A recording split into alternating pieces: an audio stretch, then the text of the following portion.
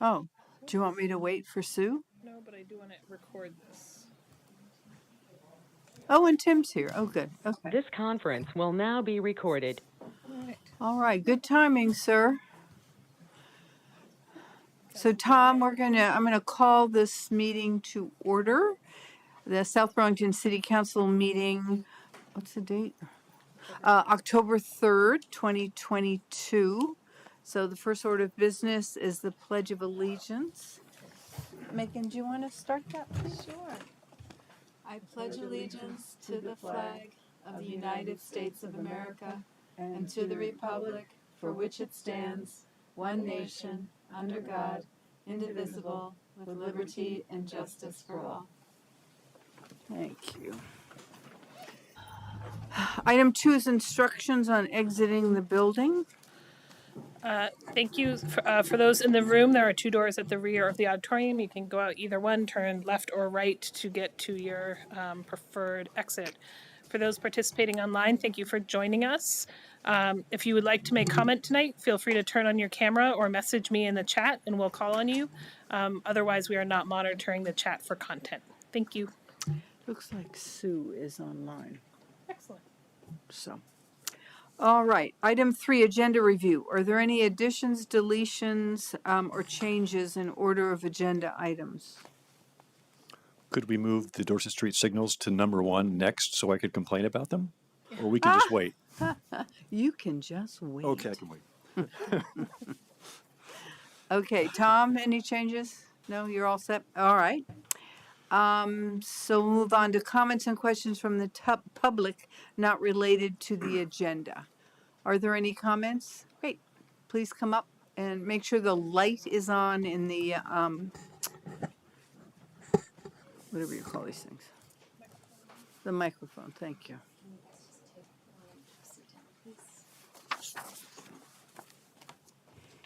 Hello, I'm Monica Ostby, South Burlington resident. I'm a parent. My youngest is at the high school.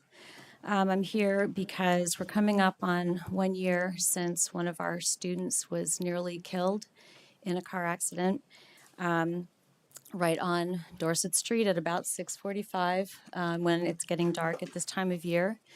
I have since that time tried to figure out what we can do as a city to try to make that part of the road safer. I've talked to the Bike and Ped Committee. I've talked about it on the Planning Commission. And of course, the general answer is always talk to Public Works, which I also did. And this does not relate to what you're talking about later on the agenda. But basically, after my discussion with Public Works, that's why I'm here. First of all, I've learned some things along the way that, by the way, there is a state statute that lets school districts and school boards, somewhere in there, have decision capacity over just safety issues on streets and sidewalks and speed limits and such around schools. But in South Burlington, it's either our charter or an ordinance that says, oh, but not in South Burlington. So in other communities where the school boards can make such decisions, in South Burlington, it's you. Student safety is in your hands. I did verify with Tom, who I know is here, so if I say anything incorrectly, you can let me know. But I did verify that since about a year ago, no engineering studies have taken place regarding safety in front of the high school on Dorset Street. It's not on the list. I asked if they could make that a priority. And the answer I was given, and if I understand correctly, is that Public Works does not have the ability to make that a priority. They don't have a mechanism that allows them to move the order of requests that come in. That I'm to bring the request to you to ask if you would make it a priority to study the safety on Dorset Street. And I've given you a picture of Joel, who is coming up on his nearly a year since this accident. And it would be really fantastic if you would be willing to make this a priority, make it an agenda item, do whatever you have to do before we get to that 1 year mark that has a lot of heart in this community. I did look back at a quick review of city minutes and agendas. I don't think that I've seen any conversations about this since October. So I really would hope that you would make this a priority. Joel is Alicia's son, and Alicia's right here. And Joel could have been any of our kids. It happened to be Alicia's. And what her life has been like and what her family's life has been like in the last year is something none of us want to ever have to experience. So I'm here to officially request that you add this issue onto an agenda before October 28th, that you make it a priority to look at what we can do to make that part of the high school's Dorset front safer. And in the meantime, I know Tom wanted me to ask this in the right way, and I'm just a resident and a parent wanting safe roads. But I know that there's examples like today, you could leave today if you wanted to and ask Tom to put, I don't know if they're called matrix message boards or whatever those are, but we could have a big old sign right now on Dorset saying, school's here. Let's remember that Joel was hit by another young driver, a young driver who's not familiar with the area. And when you're heading south on Dorset, you have no idea. If you're not familiar, no clue that there's a school there. No idea. So when you're driving home tonight, if you happen to go that way or if you can go that way, I'd ask you to take a look at that. And while you can make it an agenda item to do an engineering study, hopefully soon, is there anything else you can do in the meantime? Because we have students running, walking to get food, and the city council, as far as I have seen, has not discussed this. Thank you. Thank you. Could I just share something? Sure. Thank you. Thank you, Helen. As someone who has for years been concerned about speeding issues on White Street right next to Chamberlain School, I am familiar with how long it takes to get attention. And what finally got attention, and it was thanks to Justin Rabideau who told me, a simple letter from the principal of the school written either to Tom DiPietro, copying Jesse or the Chittenden County Regional Planning Commission is all it took for it to get on the CCRPC's work agenda.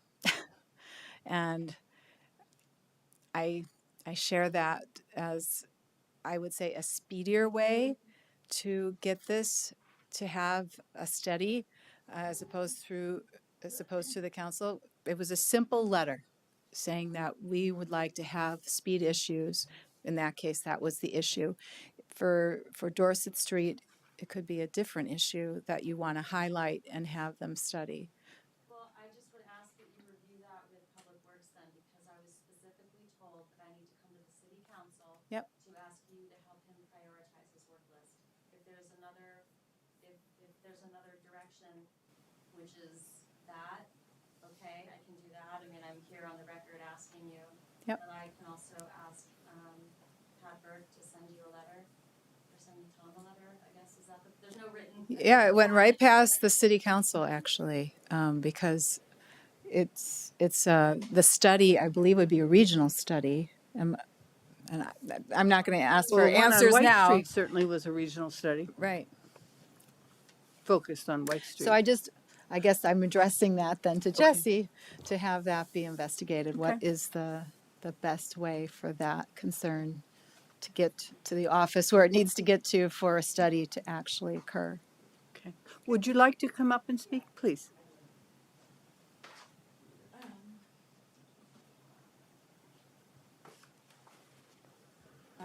My name is Alicia Moore. As Monica said, Joel was my son. We moved here last August, and 2 months later, his accident happened. He had just started 9th grade as a high schooler at South Burlington. He'd already made a ton of friends, and he was used to riding his bike everywhere. He always had. So this was not anything new to him. He actually had been riding his bike so much he had calluses on his hands for months. It took months to fade away while he was in the ICU. Joel is my oldest. He is the oldest of 4 kids. His baby sister was 6 weeks old when the accident happened. I was on maternity leave and due to start my new job at a new place in Burlington. He was looking forward to joining the basketball team and trying out for South Burlington. And this accident, I mean, he went from being a regular 14-year-old child. Now he, and I think you saw the pictures. This was his prom picture at the facility he's at now. He is now minimally conscious. He suffered a severe traumatic brain injury. He is minimally conscious, unable to do anything for himself. He requires full assist. He has a feeding tube and can barely move due to the spasticity in his body. Originally, they told me that Joel was not going to live, that there was nothing that they could do. And all he was doing was hanging out with friends, and he was visiting a friend that was at the apartment complex where where the accident happened, right across from the high school. He was on his way back home. I live right off of Kennedy at Manor Woods, so it wasn't even far from the house. This could have happened to anybody. There was an activity going on at the middle school during this time that was getting out at the exact same time that his accident happened. There are no cameras in that area, which doesn't make much sense to me because that is a school zone. You would think that it would be priority that cameras be there to make sure that if something does happen, that there is something to show exactly what happens. Right now, there is literally no surveillance that saw Joel being hit. None whatsoever, which was very surprising to me. That is a very busy intersection. There are kids that cross there all the time. And it's he was hit right across from the high school. Is it the crosswalk? Yes, they're still trying because there was no camera footage and nobody actually witnessed it. The only witnesses who actually saw the accident, and they claim they saw nothing, was the driver and his girlfriend.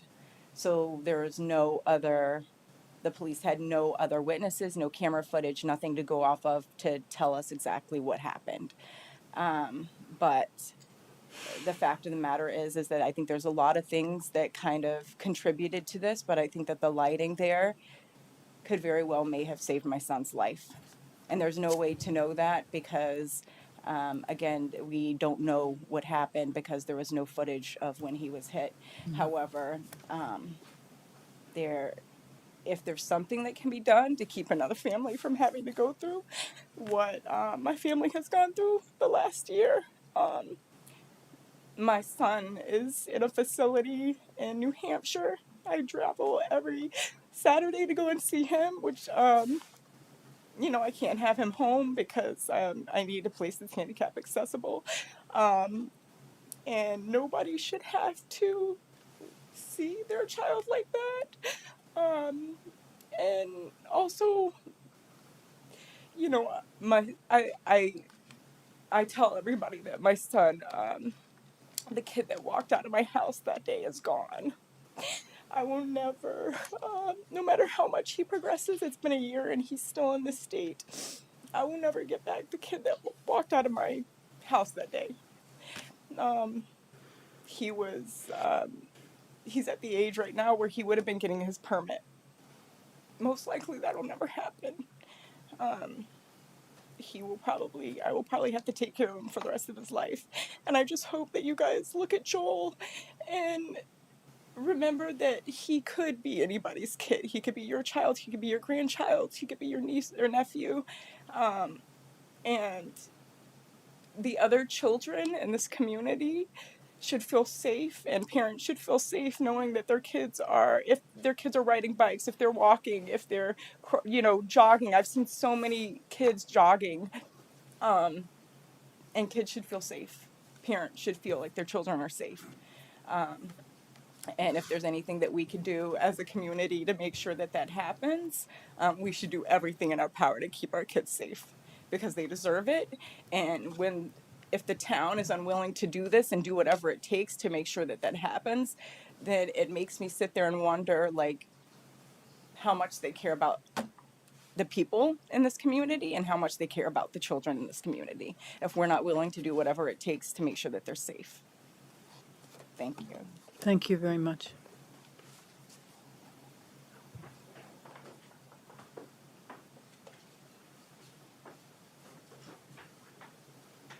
Are there any other comments from the public on items not on this agenda?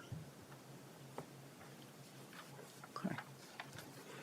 We'll move on to councilors' announcements and reports on committee assignment and the city manager's report. Tim, do you have any? Yes, like yourself and Megan, I attended I think Tom was there too, remotely, the joint meeting between the Planning Commission and the City Council. Lots of good discussion about the comprehensive plan, and I look forward to seeing what comes out of those discussions for future meetings as well. That's all I'm going to say. Okay, Thanks. thank you. Megan? Yeah, he covered it. Thank you. Yep, that's all I have attended as well. Well, I also attended, I'm sorry, the I don't know if it's the last, close to the last meeting of the CAP committee, and we have on our agenda the recommendation of the plan, a climate change plan, and in the write-up that Paul gave, he mentioned that I would share with you some of the comments we heard, and I'll wait till it's part of that discussion rather than do it right now. Okay. Can I just add one thing? You may. I just want to say my congratulations to Nick Longo for being appointed the BTV airport director, which I didn't know until I saw it in the other paper. So I think that's a really great choice for that position. I'm so glad that they made that choice. I am too. All righty. Does Counselor Chittenden, do you have any additions to make? Or I do not. Thank you for asking. okay. All right. Then we'll go to the city manager's report. Thanks. So, sorry to do this to you all, one hard thing to another hard thing. As you all, the council likely knows in the community, we had our homicide in South Burlington last night, our last one since 2019. 4 hours after the crime was committed, the suspect was in custody. It was really amazing work by both the South Burlington Police Department and the Burlington Police Department.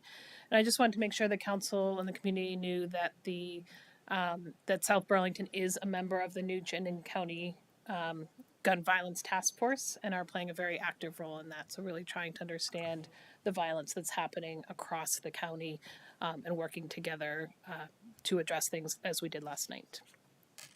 Again, excellent job to our South Burlington Police Department.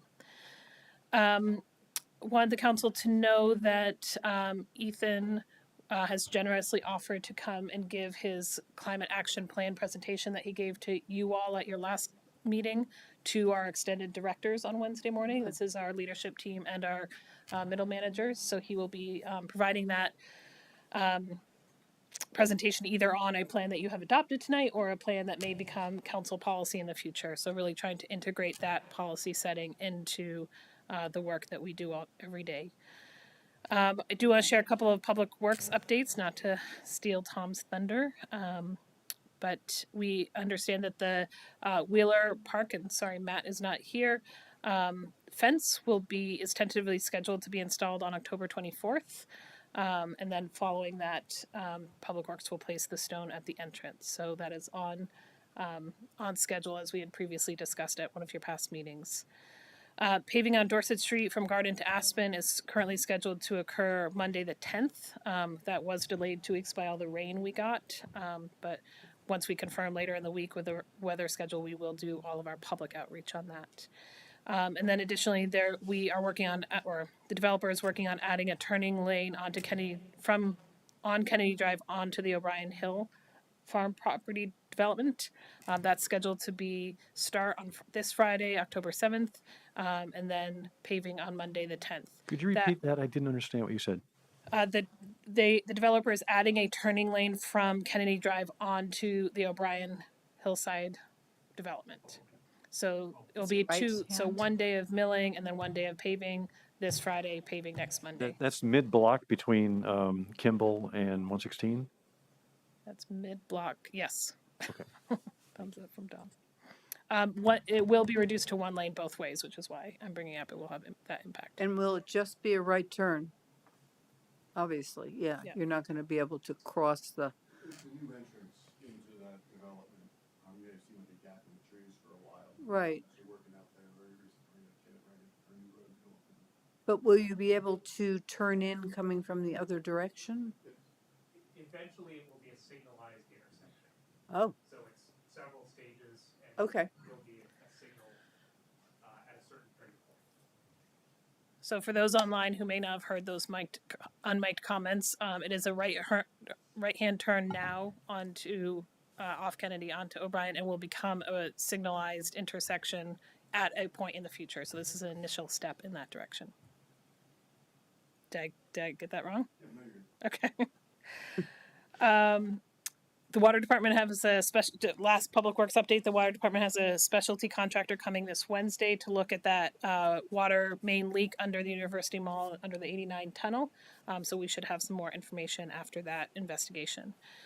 Also want to share with the council that Dr. Mercedes Avila, who is a South Burlington resident and also a nationally recognized expert in DEI work, was with us last week, trained half of our non-public safety staff on structural competence and cultural humility to address disparities and inequities.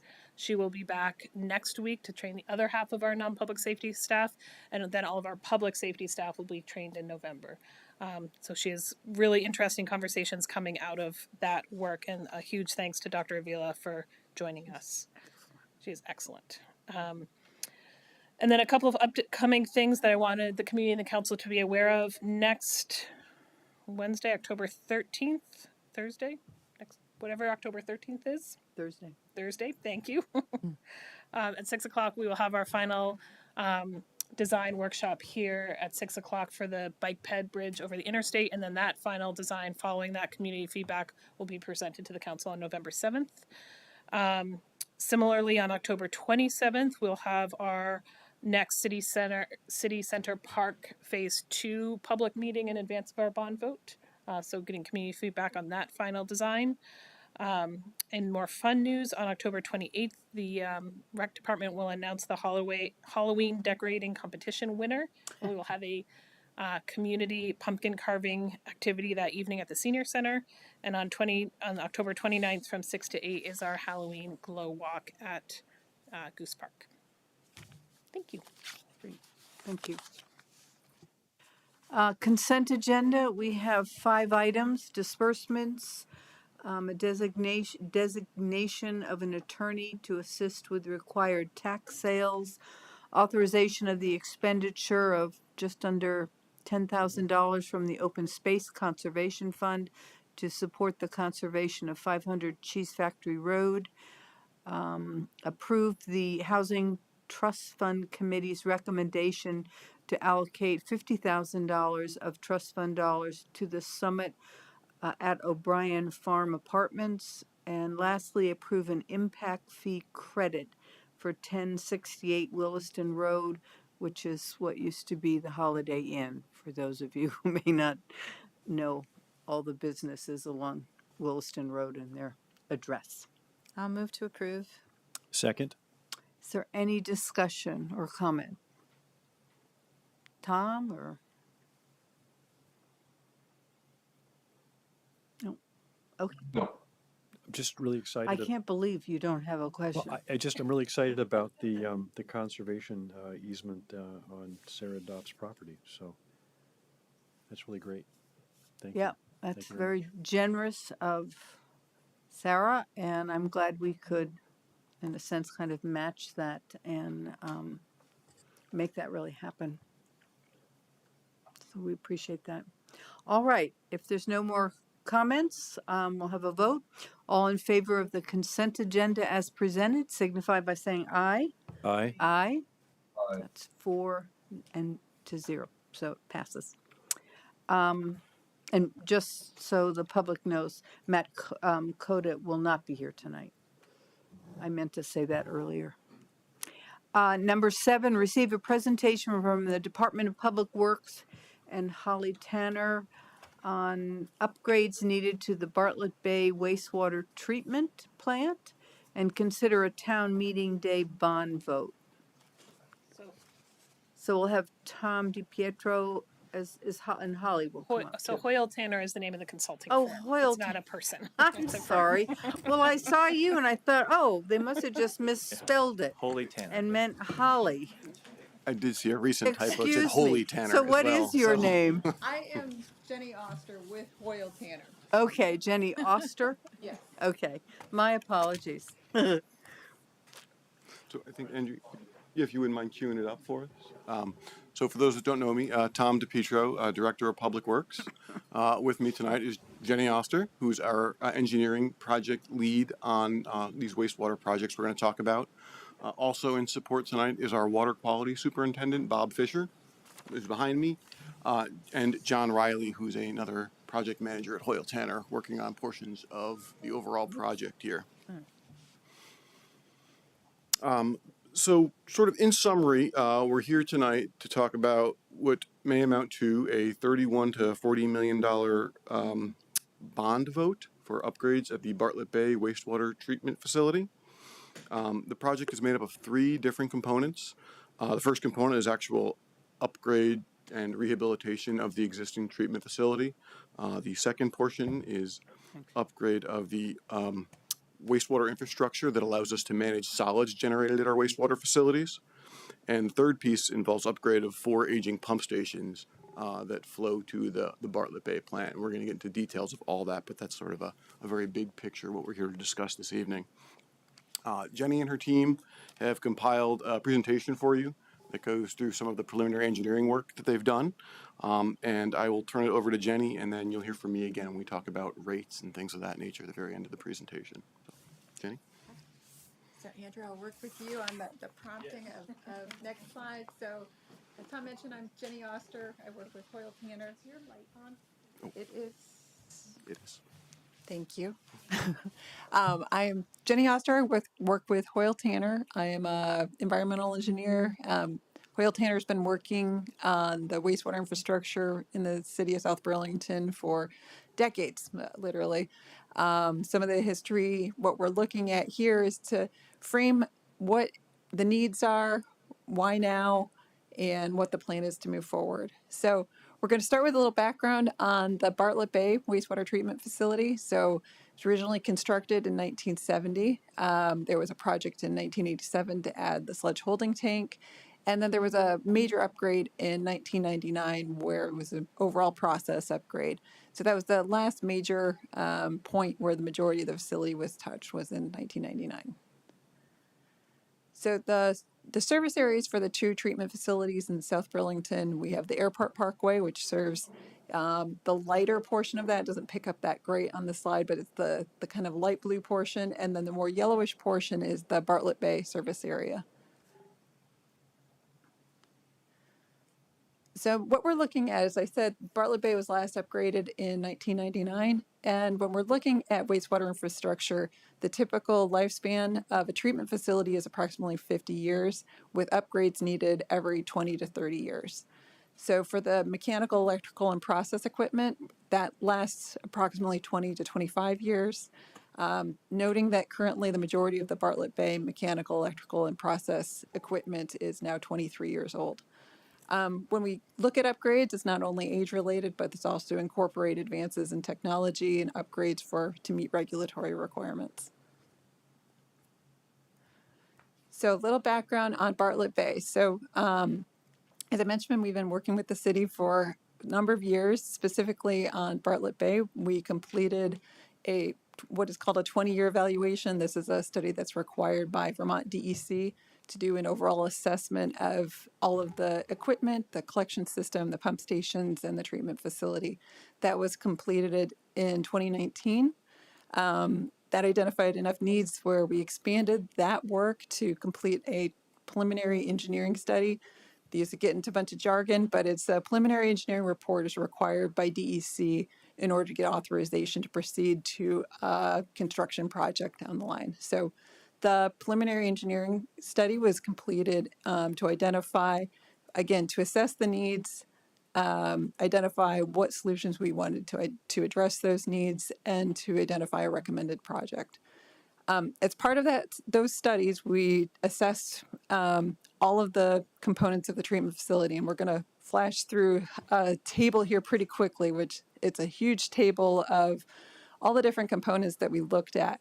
But what I want you to see on there is there are 3 different columns where we're looking at the anticipated remaining useful life on equipment. So we have 0 to 2 years, 2 to 5 years, and 5 to 10 years. And this is from February 2022. And what you'll see is the vast majority of the equipment is landing in that 2 to 5 years of anticipated remaining useful life. So you can kind of go through all of these. And we're not intending to go through this level of detail. So you can, Andrew, flip through towards the end. But it's the details of the components to the point where on the last slide, that is the table, you can see there is one component where we're already seeing failure, and I'll go to describe some of that, but that's where already operations are at a point where they are needing to use it in a different way because of failure points on the tank. So this slide is just kind of some general capturing what is visible on some of the age-related needs. The first you can see is it's a drained clarifier tank. So that's where the final part of the process where some of the solids are removed out. You have the clarified water on top. But you can see in this photo that it's a corrosive environment over time, and you can see that the steel within the tank is showing its age. In picture 2, there's a leak in the ceiling there, just structural age when you're at this 20, 25 years old, that there's some age-related needs to be addressed. Picture 3 are the sludge blowers. Those were put in 1987, so they're well beyond the anticipated useful life, and the structure they're within is in very poor condition. Picture 4 is the sludge storage tank, and you can see a little gray dot above the ladder, and that's a point in the tank where there's a failure point where they can no longer fill the tank above that point without material leaking from the tank. So some of the critical age-related needs that weren't captured in those pictures. So the first is the headworks. The headworks is at the very front end of the treatment facility, and it removes the abrasive and inert solids at the front end. At this point, the grit removal, which is original from 1973 construction, is an obsolete design. It's no longer what the state of engineering would put in for grit removal. And then additionally, the screening is ineffective, and that leads to quite a bit of downstream issues that even go all the way to Airport Parkway on the solids handling. So these abrasive solids that should be removed at the front end of the treatment process are making their way through. So it's damaging equipment, accumulating within tanks, creating downstream wear issues throughout the treatment process. Yeah, sure. Ask you, in this slide here, yeah, the picture to the left, that's the UV. That is. Okay, and then where's the grit? So the grit is interestingly enough, it's those 2 channels there on the right. So what it is channels where it's faster going in and the velocity is slowed down in those channels, intending to have the grit fall out.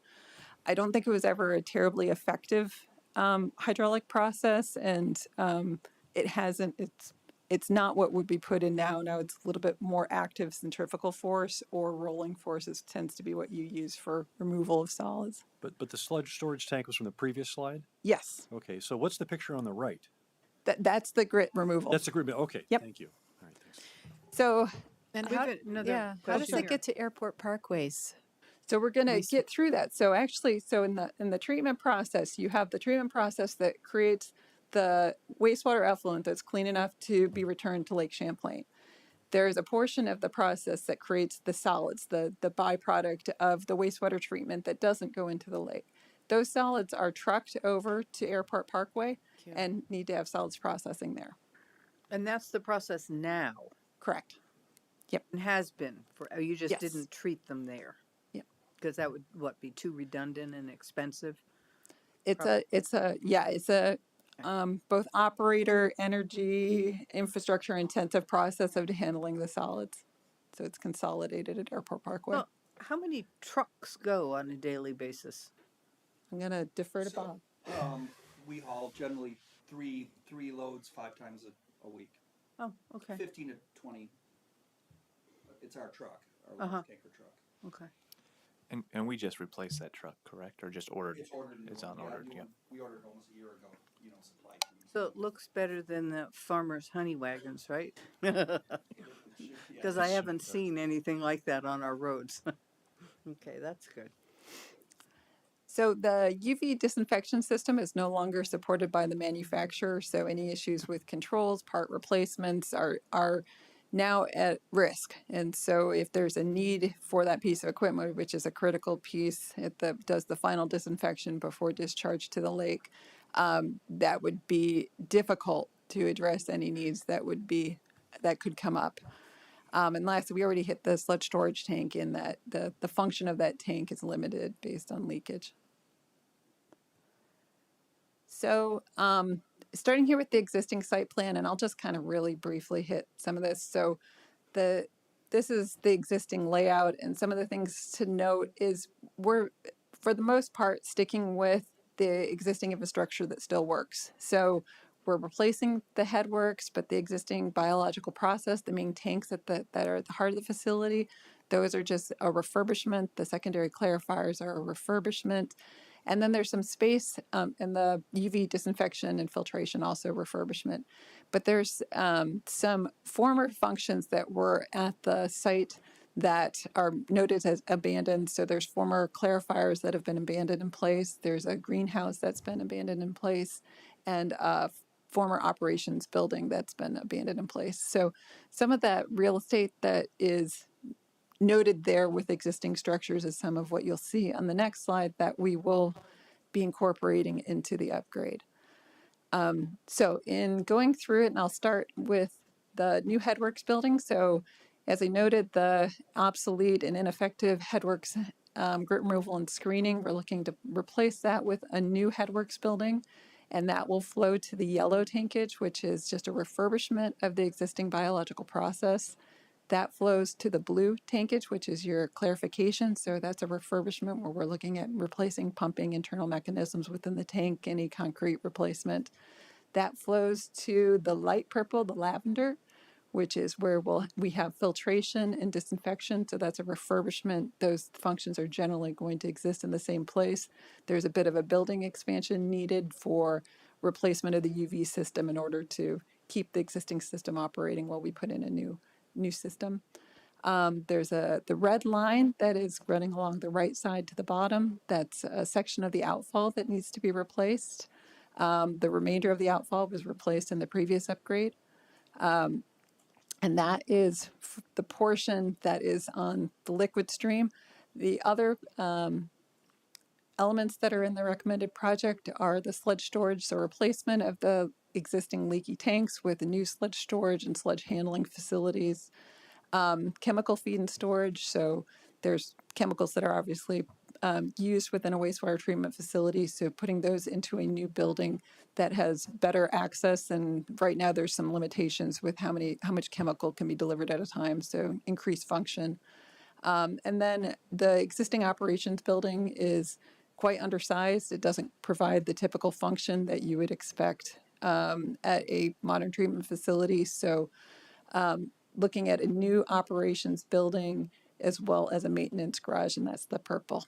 And the other portions, there's paving, the gray, new fence, and a culvert that's needed for stormwater on the site.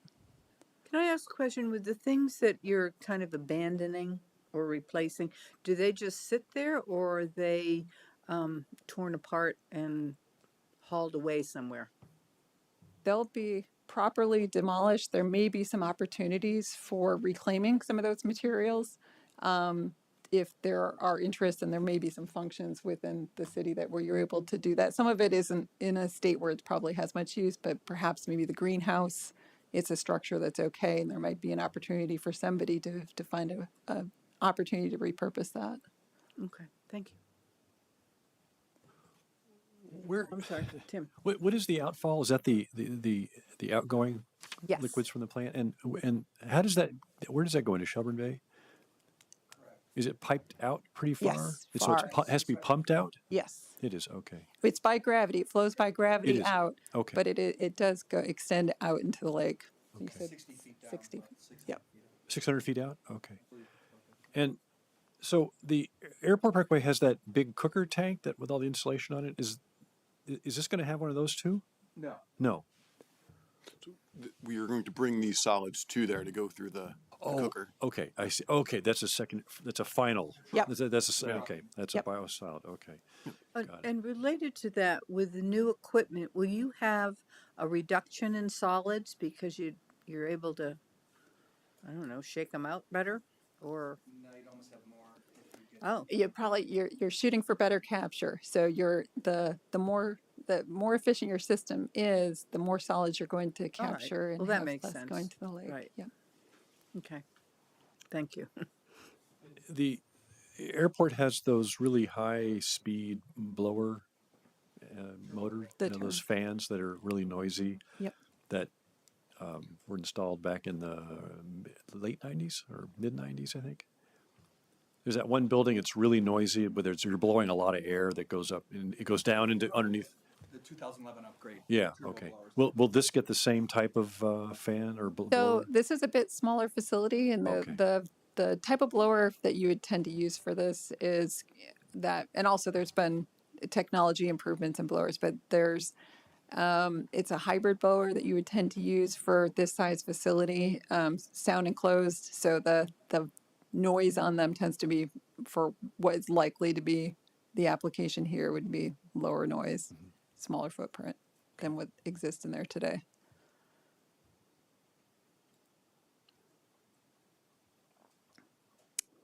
So on the solids handling side, we'll hit on Airport Parkway's history. So constructed in 1967, secondary treatment added in 87, chemical feed upgrade in 94, and then the major upgrade that Bob was referring to in 2011. Did we have any facilities before 1967? I mean, what did we do? Did it just go into the lake? Septic tanks. Septic tanks? Yes. They had declared jet. The Bartlett Bay wastewater treatment facility was originally constructed as a septic tank, Oh. but located on the east side of the railroad tracks. It was constructed in around 1948. Oh. And it had basic primary settling and a basic disinfection discharged to the little brook there that flowed into Shelburne Bay. Lovely. Okay. But as you can imagine, our We've collection come a system long has way. grown. Always this Thank size. God. More collected Yeah, now, there's a lot more certainly. collected now than there was True, back we're then. So much, it's not much as if it was the smaller. We same. were a small town. Yep. So the solids handling that we referred to, so as we discussed, Bartlett Bay's solids are trucked to Airport Parkway, and then Airport Parkway processes both sets of solids, both from Airport Parkway and Bartlett Bay, to Class A biosolids using the big two-phase anaerobic digester, the two-pad process. The analysis of the existing two-pad process is the hydraulic capacity is about 64% utilized. The solids loading capacity is about 49% utilized. But where the limitations in operations has been in the volatile solids reduction, and this is really going to get into the process weeds, so I'm going to stay as high level as I can. So DEC is requiring the city to document a plan for how Airport Parkway can consistently achieve the required volatile solids reductions. And what that is volatile solids are predominantly from your primary sludge. So if you can picture earlier in your process, the solids you remove are more active, more volatile. Further down in the process, they're more inert. So the waste activated sludge, which is at the tail end of the process, that's more inert, and you need a blend of those two, and you need enough primary solids in order to achieve that blend. So if you have too much inert of the non-volatile solids, obviously reducing that becomes more challenging because you have a smaller percentage. So what the challenge that we're looking to address is the volatile solids reduction and creating that balance in operations. So we can get the blend of the primary solids and the waste activated sludge, which the waste solids come from both Bartlett Bay, which only produces waste activated sludge, so only the more inert sludge, and then the secondary portion of the sludge that's produced at Airport Parkway. It's pretty technical weeds. And then the two merge somewhere? Yes, so in feeding. Where do they do that? So at Airport, well, right now, and maybe we'll go to the next slide. So, well, I have one that hits it better. Want to go? Yeah. The next one still. So, yeah. So how it works right now is because we talked about how there's all the headworks issues where there's poor screening, poor grit removal at Bartlett Bay. So the solids that come from Bartlett Bay are very abrasive and they can't go through the regular process. So what they've been doing is running them through the headworks at Airport Parkway again and running them all the way through the whole treatment process again. So they get accumulated in the primary clarifiers and then whatever passes along to the secondary clarifiers. So they're going through the whole process. What was intended was if those sludge that was coming from Bartlett Bay wasn't so abrasive and had the issues with the solids, there is a dedicated sludge storage tank at Airport Parkway that was intended to receive the waste activated sludge from Bartlett Bay. So the intent is for Bartlett Bay solids to go into the sludge holding tank, and then that gets blended with the primary sludge and the waste activated sludge from Airport Parkway. So there's that operational blend is they're limited tools right now because it's all going through the same stream. It's also taking up storage space within the primary clarifiers by having all of that run through. So it's functionally very challenging and not as the design was intended. And how does it get there? Do you haul that or is there a pipe? It is hauled. It's hauled, so trucked over. Trucked over, okay. So part of what we talked about was that need for capturing those volatile solids. So in that circle there, you can see that there are 3 other circular tanks, and those are the primary clarifiers. Originally in the 2009 design, it was intended to have a 4th primary clarifier that was value engineered out. And what that's led to is a bit of some operational, not a bit, significant operational challenges. So the flows are such that they cannot take down a primary clarifier. So that's a piece of equipment that obviously has internal mechanisms. It's submerged. There's maintenance that's required within those tanks.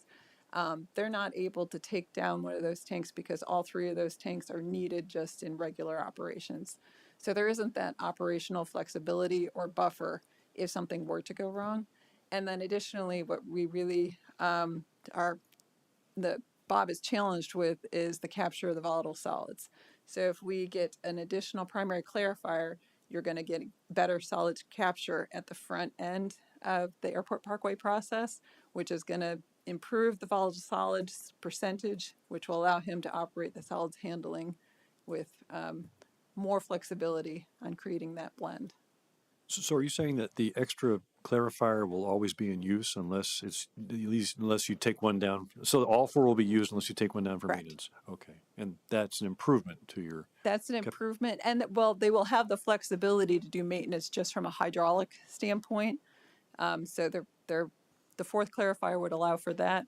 But one of the significant benefits is that it will improve the volatile solids capture. On so the primary extra sludge. clarification?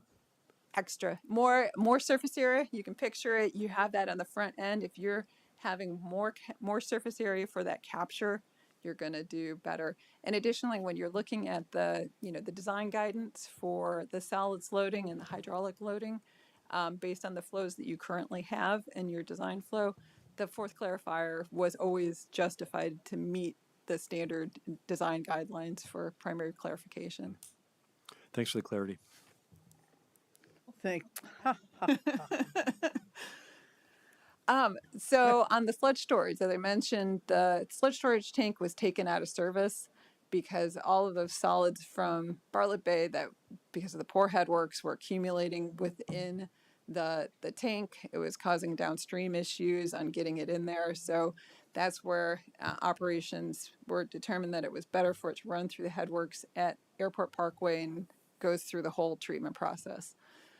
So in order to get that operational again, the tank needs to be cleaned. There's some minor repairs to put it back in service. But this is going to give the operational flexibility to get that blend of primary sludge and WAS. So that's going to allow for better operations. And then additionally, recently there was a need for, within that solids processing, the two-pad system, there was a piece of instrumentation that was required that needed replacement, so that had to be taken down for a time in order to fix it, to put in the new instrument, and there isn't that buffer. So that resulted in sludge being hauled, which is at a cost to Burlington. So it provides some more operational flexibility. Inevitably, there's a need to have additional sludge storage to get in for these systems. So it's flexibility and function that this provides. And this is the storage tank that has the hole in it. No, this is the one with the hole in it. That's at Bartlett Bay. Yeah. And so this is a tank that is at Airport Parkway. That is where the solids from Bartlett Bay are intended to be stored when they arrive at Airport Parkway. Oh, because it says BBWW. I was like, oh, it does. But it that means would be a operator error. So yes, that should be Airport Parkway. okay. Needs cleaning. Yes. Apologies. And then you said we truck some things to Burlington. That was during a maintenance issue, an Maintenance. unplanned maintenance. That So is resulted that a in reciprocating collaboration? We paid. Pardon for the me, do we treatment. ever take theirs just so they can clean their stuff? We lent them one of our pumps right now, our $40,000 pump. It was just on TV I saw the other day when they showed their two pumps and their upgrade. I go, hey, that's ours. But no, there's no. We do help other plants. We have the ability or capacity. But in this case, it was a short-term thing, and we had to bring it somewhere. And it went to Burlington. Right, well, I would assume that municipalities on this issue and Lake Champlain, that they would work together occasionally. We work together with them all the time. We would assist them in any problem. We work with Essex Junction and everyone. We all work together. But we pay for that service, right? But We did pay for this. there was a fee for this service, is around $29,000. Okay. Did they raise the price after we turned the valve the wrong way from Eastwoods? They gave us a fair price. Okay, good. That's all I wanted. Thank you, Burlington. That's good to know. Well, no, I mean, it makes sense for municipalities to help each other, and charging what it costs seems reasonable to me as well. So the last component of the Bartlett Bay sewer shed needs were looking at the pump stations, the conveyance system. So this is in low points. You've seen them around the city. Low points where the gravity collection system goes to a low point, pumps it up to a higher point. So overall, the city has 32 pump stations. 23 are in Airport Parkway service area, and 9 are in the Bartlett Bay service area. Can you remind me what a force main is, and for everybody else Force, in the audience? sure, sir. The force main. So when you're pumping, that is the flow that has the energy from the pump goes into the force main. So it's pumped flow. It's just versus your gravity or open sewer, which it's just moving by gravity down. The force main has that force, has the pressure from the pump. So the pipes that have gravity feed down to a pumping station that pumps into the force main that goes uphill until Correct. it reaches a point where it can drain. Okay, thank Yep. you. Yep. Got it. Up and down, up and down. Yeah. Guys are all going to be wastewater The engineers word before you sewer know it. shed. I love the word sewer shed. I've never seen that before. Sewer shed. So this map here, you can see the pump stations within the Bartlett Bay sewer shed.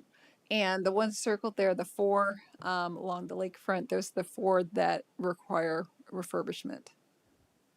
So when there's a big development, either a commercial or housing, do they build a pump station? Depending on where they are, they may need to, Depending, yes. and yeah. that's part of their whole, the cost of building whatever they're building. Correct. Thank you. And they eventually turn that over to the city, correct? Depends. Yeah. They have to build it to our specs, which are online, first of all, and then after that, it's another whole. Without getting on a huge tangent, we do have very many pump stations relative to, I think, a lot of other communities. We have the most in the state by far. So, yeah. Huh, just because of our topography, I guess? It's pretty flat. And we have a fairly wide wastewater treatment plant span. A lot of communities will have wastewater treatment plant in a kind of core downtown, but it doesn't go out so far in the community. Oh, right, yes, because Septic. So the four pump stations and buried force mains, there have been in service over 50 years. The typical pump station life is approximately 25 years.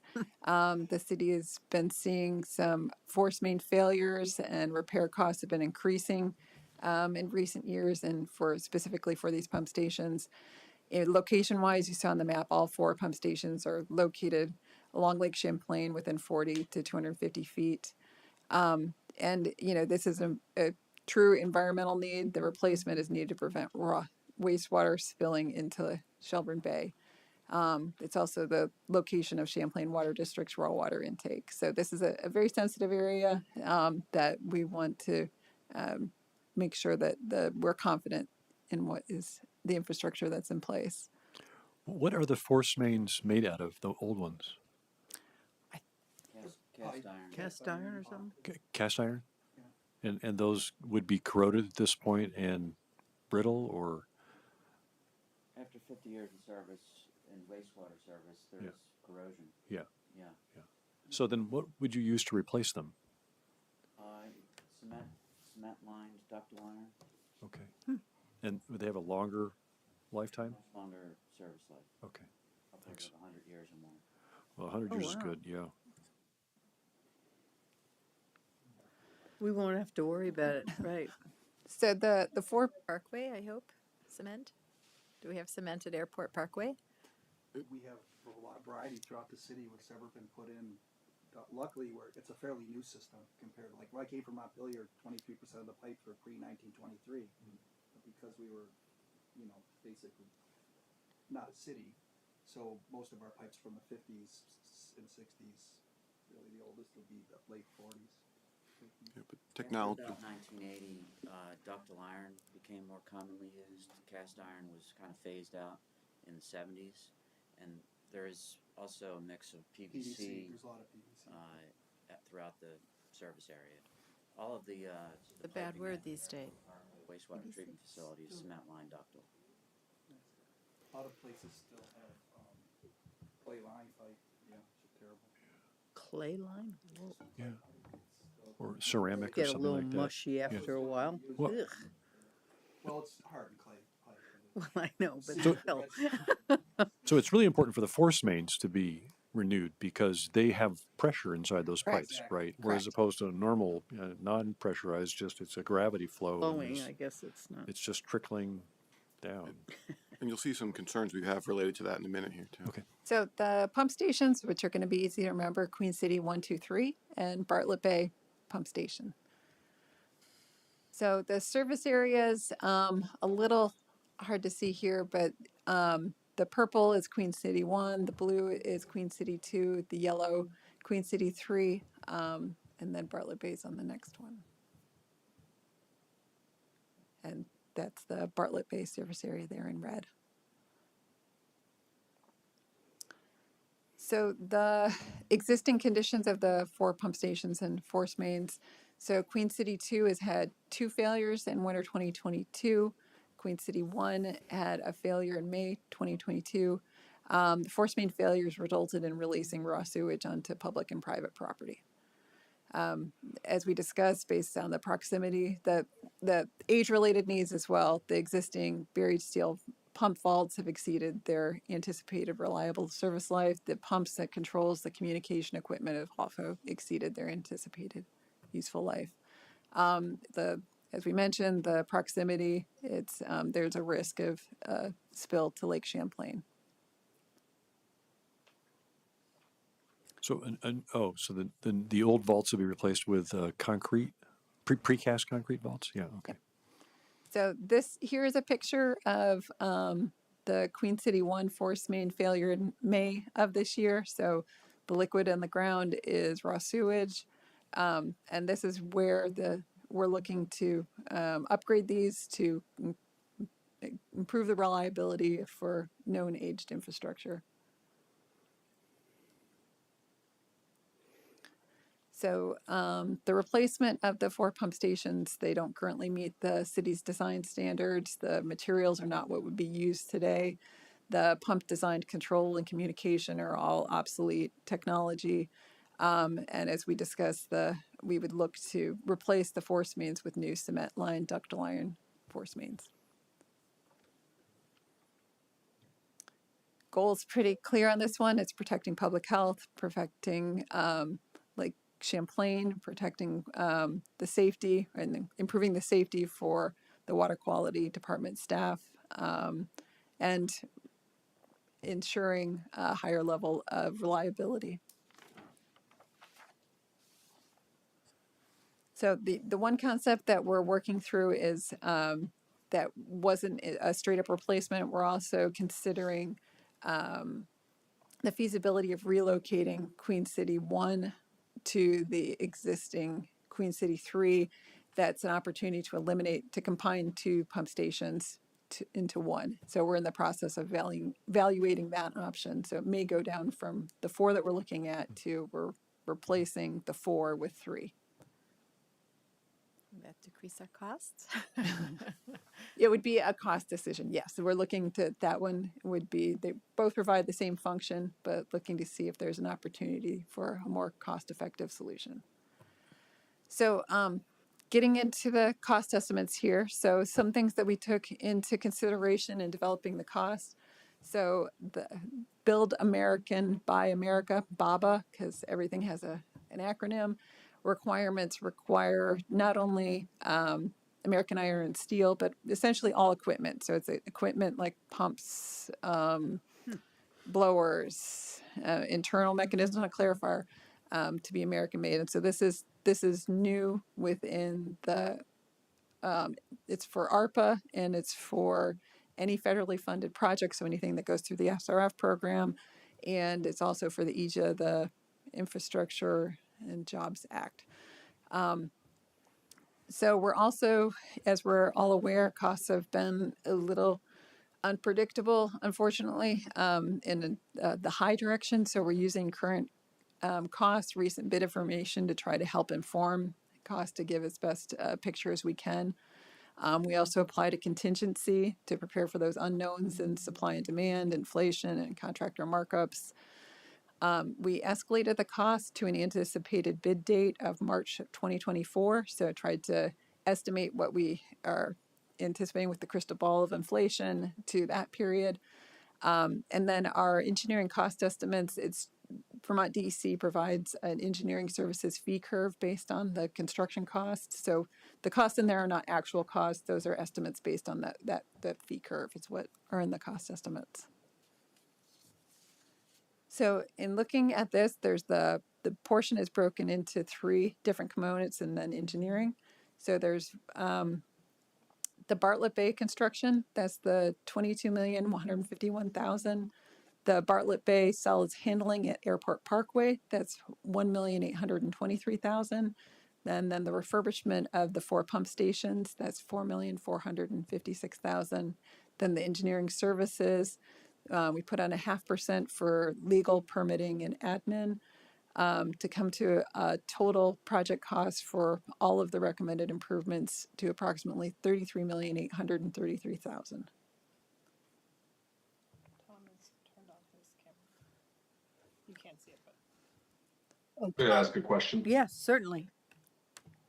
On the previous slide, and I want to preface this question by saying this makes sense that we're putting this all as one bundle, but I'm curious, is there precedent for in the past when pump stations have failed? I know we accept responsibility for them, but do we ever localize the assessment with a special assessment on the neighborhoods and houses that are served by the pump stations? Again, I'm not advocating for that. I'm just wanting to confirm that bundling this $4.4 million as part of the total package is consistent with our past practice.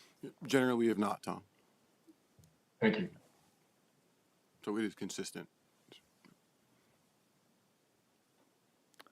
Okay. So a little context, knowing that that's a big number. So trying to put it into the context with other local communities. So Shelburne is planning a $32 million bond vote in March for their 2 treatment facilities. They're have an age-related need for upgrade, and they've decided to consolidate, or last I knew, what I understood was they're looking to consolidate their 2 treatment facilities, turn one into a pump station to the other. And that's approximately a $32 million project for 2,300 connections.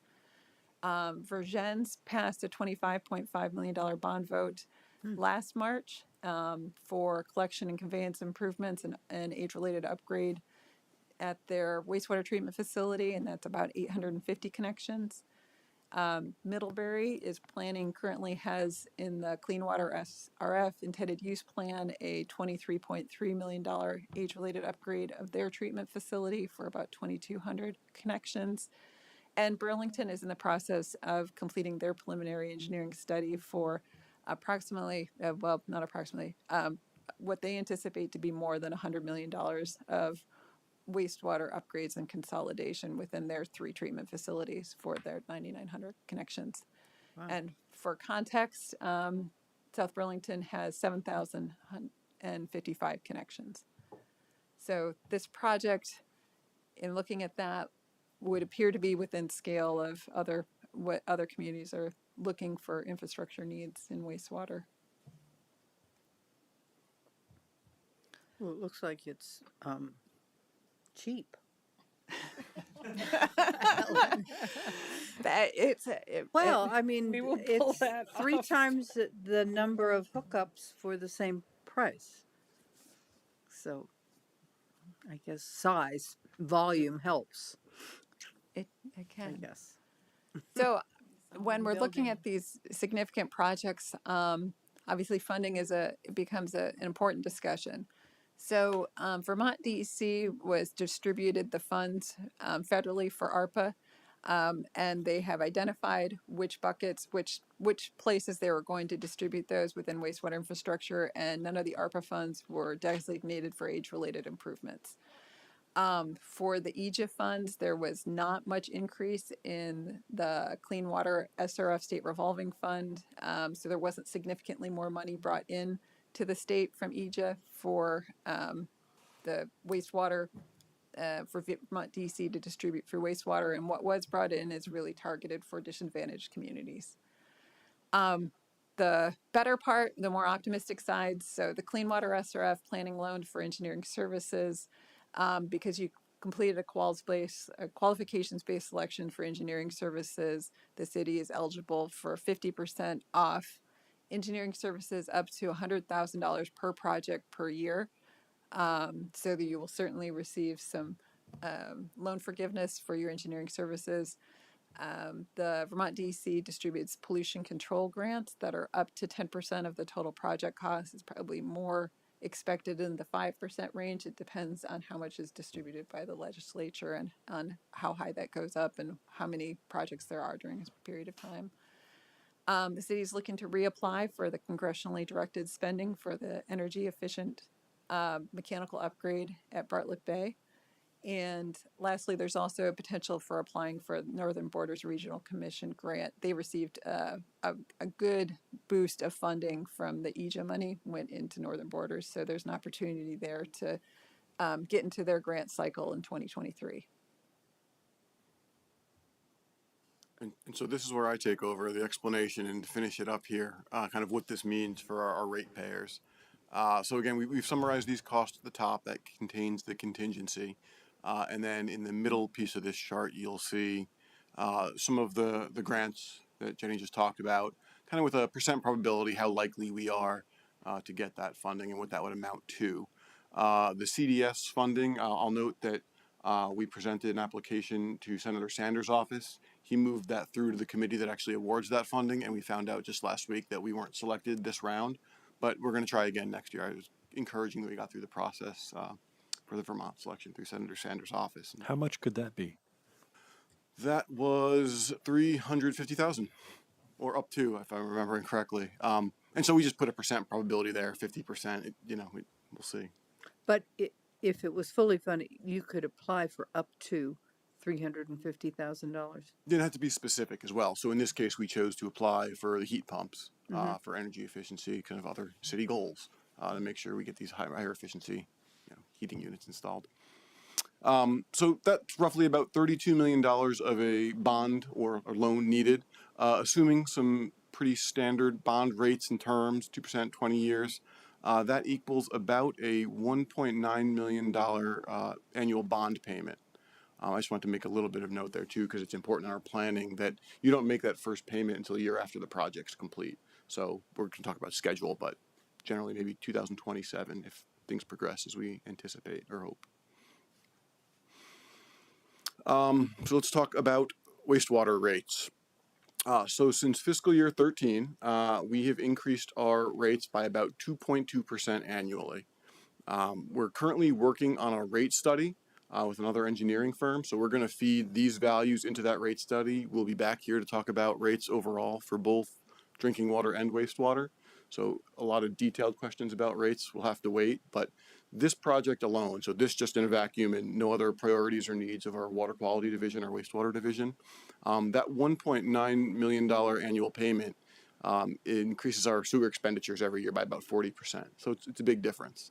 To reach that, we would have to have a 6.75% rate increase for 4 years running. So 23, 24, 25, 26.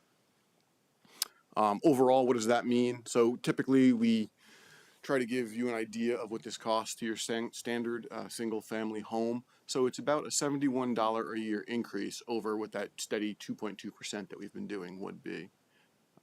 About 19% higher cost to the homeowners versus that steady increase. And I think this is another important piece of information related to rates. So Mr. Fisher called around all these communities, did a survey to figure out what their rates were, kind of standardize them for single family homes. And you'll see that South Burlington is all the way on the right. So on an annual basis for a single family home, we are the cheapest around, or least expensive, I should say, for the service we provide. That's great, except when we talk about now what we've been able to build up in a capital reserve to pay for expensive projects like a wastewater plant. So at the moment, we have about $1.9 million in our capital reserve. We always like to keep some in there for unforeseen emergencies. A pump station goes down and we need to spend a good chunk of money to deal with it immediately, right? So there's not a lot of money that has been currently built up in our reserve fund to pay for this going forward. And just quickly going over schedule. So where we are now, we've completed the preliminary engineering. Our next steps with some council input tonight would be to start working on bond documents, have some public informational meetings coming up after the new year.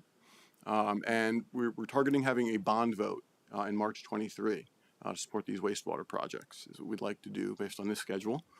That would put us into the final engineering phase in 23 with bidding in 2024 and then construction running from 2024 to 2026, roughly. And are those dates really firm in terms of when we need to bond for this? And I only ask just because I don't know what the Go to the next slide. school might be asking for, or, what the other, I know we have a TIF bond, so it can get challenging if there's so many large bonds, whether they're gonna affect the tax rate or the usage rate or. So it is the council's decision when you put a bond forward to the community. So that timeline could change. Having said that, when that's part of why they did that extensive analysis of the useful life of all of those pieces of equipment, that useful life being the 2 to 5 year range, this timeline lets us Address all of address those. that with some risk. We're not going to have a new system up in 2 years. We will be bringing forward to you also a request for a TIF bond vote on town meeting day. So that is 2 significant bond votes this town meeting day. I don't believe the school will be bringing forward a significant bond vote this year, Okay, but I that's good. believe that they are working towards a future capacity bond vote. So I think the challenge is within the next election cycle, only one election planned. If we push this off another year or another 2 years, then we will actually be lined up directly in conflict with a school bond vote. Oh, that's good to know. That'd be tough competition. And so this is our last slide. I think Jesse just answered half the bullets on here. So why now? Why is now the right time? We anticipated the need for this upgrade years ago. We're actually seeing the need through the aging infrastructure and some of the failures and operational challenges we're having. But most importantly, that bond vote helps us when we go to look for grants. Grant agencies and reviewers look at that as a measure of community support. So if we say we have a grant application and we have a bond vote authorizing us to spend up to this amount, it shows we have the match and we're serious and we're moving forward. So that's sort of as they kind of rank grants, helps you get more points, if you will. And I do want to note that let's say we did have a bond for $32 million and then we do get grants or we do value engineer out a pump station.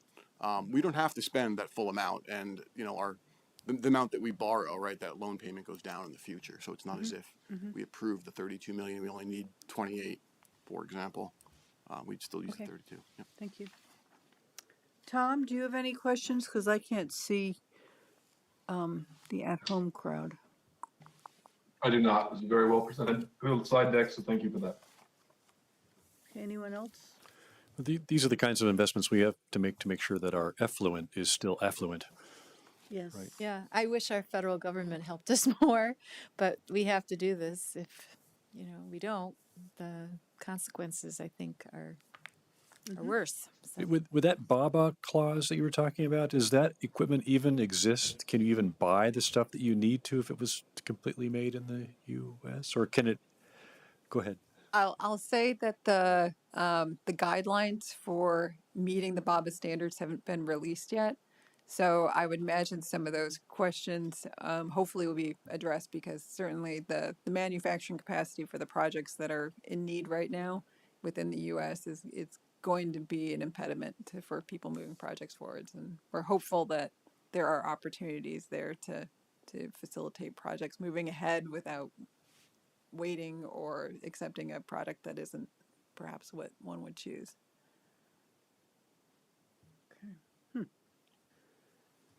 So I'm hearing that we should bring you back bond authorization documents. Yes. And rate studies. I would agree. Tom, are you? I am in support of that. Okay. Well, good.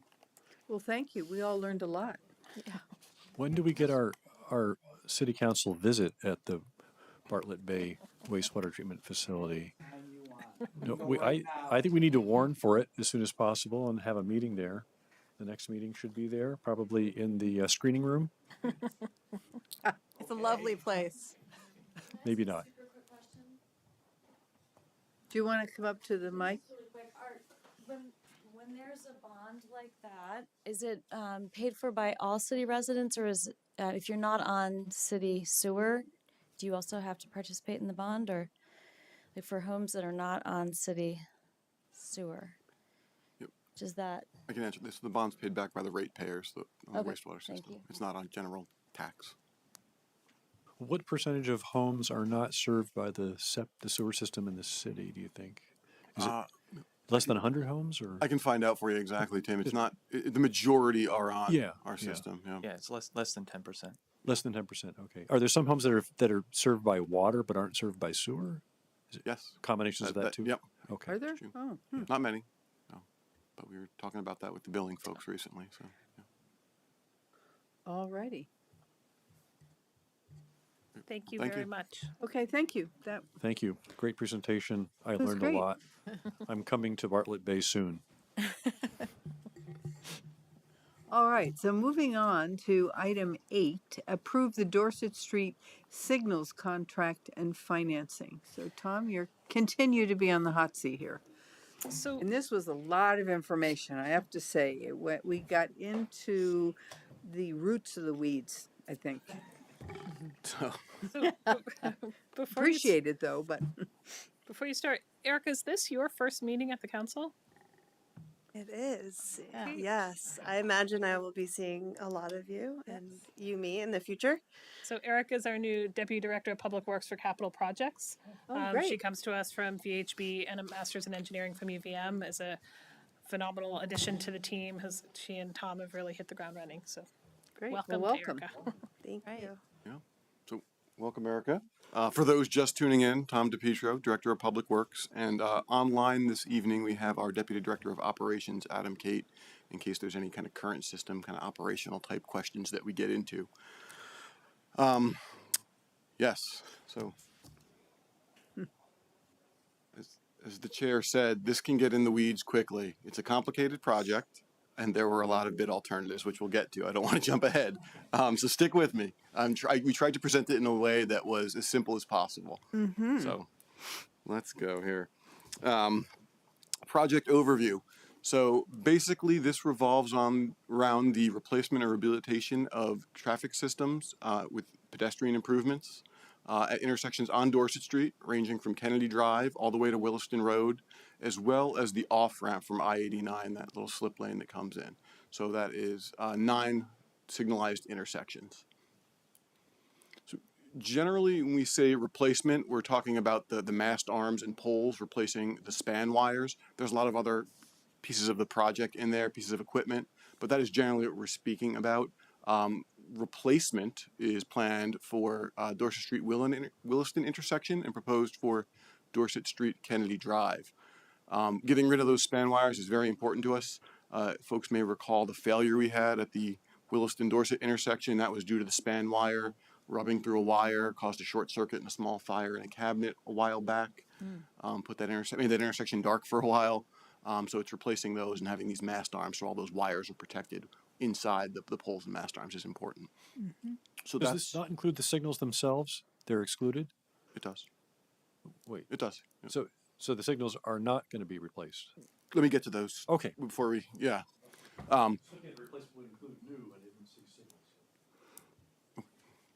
And so rehabilitation, these are some intersections that already have the mast arms and poles, and it's a lot of the same equipment. This includes intersections at the high school, San Remo Drive, Garden Street, the Blue Mall, Market Street, Barnes & Nobles, and again, that off-ramp. It is putting in a lot of the things you see listed there in the blue box, new cabinets and controllers, traffic signal heads with the back plates and reflective borders, preemption for emergency vehicles, stop bar detection, pedestrian signal equipment and signage and poles, kind of components of that nature. What is the traffic signal head? That's the signal itself. Okay, that's Yeah. with the red, yellow. And green, yeah. That's what I thought. Yeah. Next slide, Andrew. So into some of the complexity of this. This was set up with a base bid for kind of the must-have components, and the base bid is going to be the basis of award to our bidders, and that's how we're going to award the contract. It also included 11 alternates. That was set up in a way so that we could kind of pick and choose what we wanted to do if it came to that, do for cost reasons.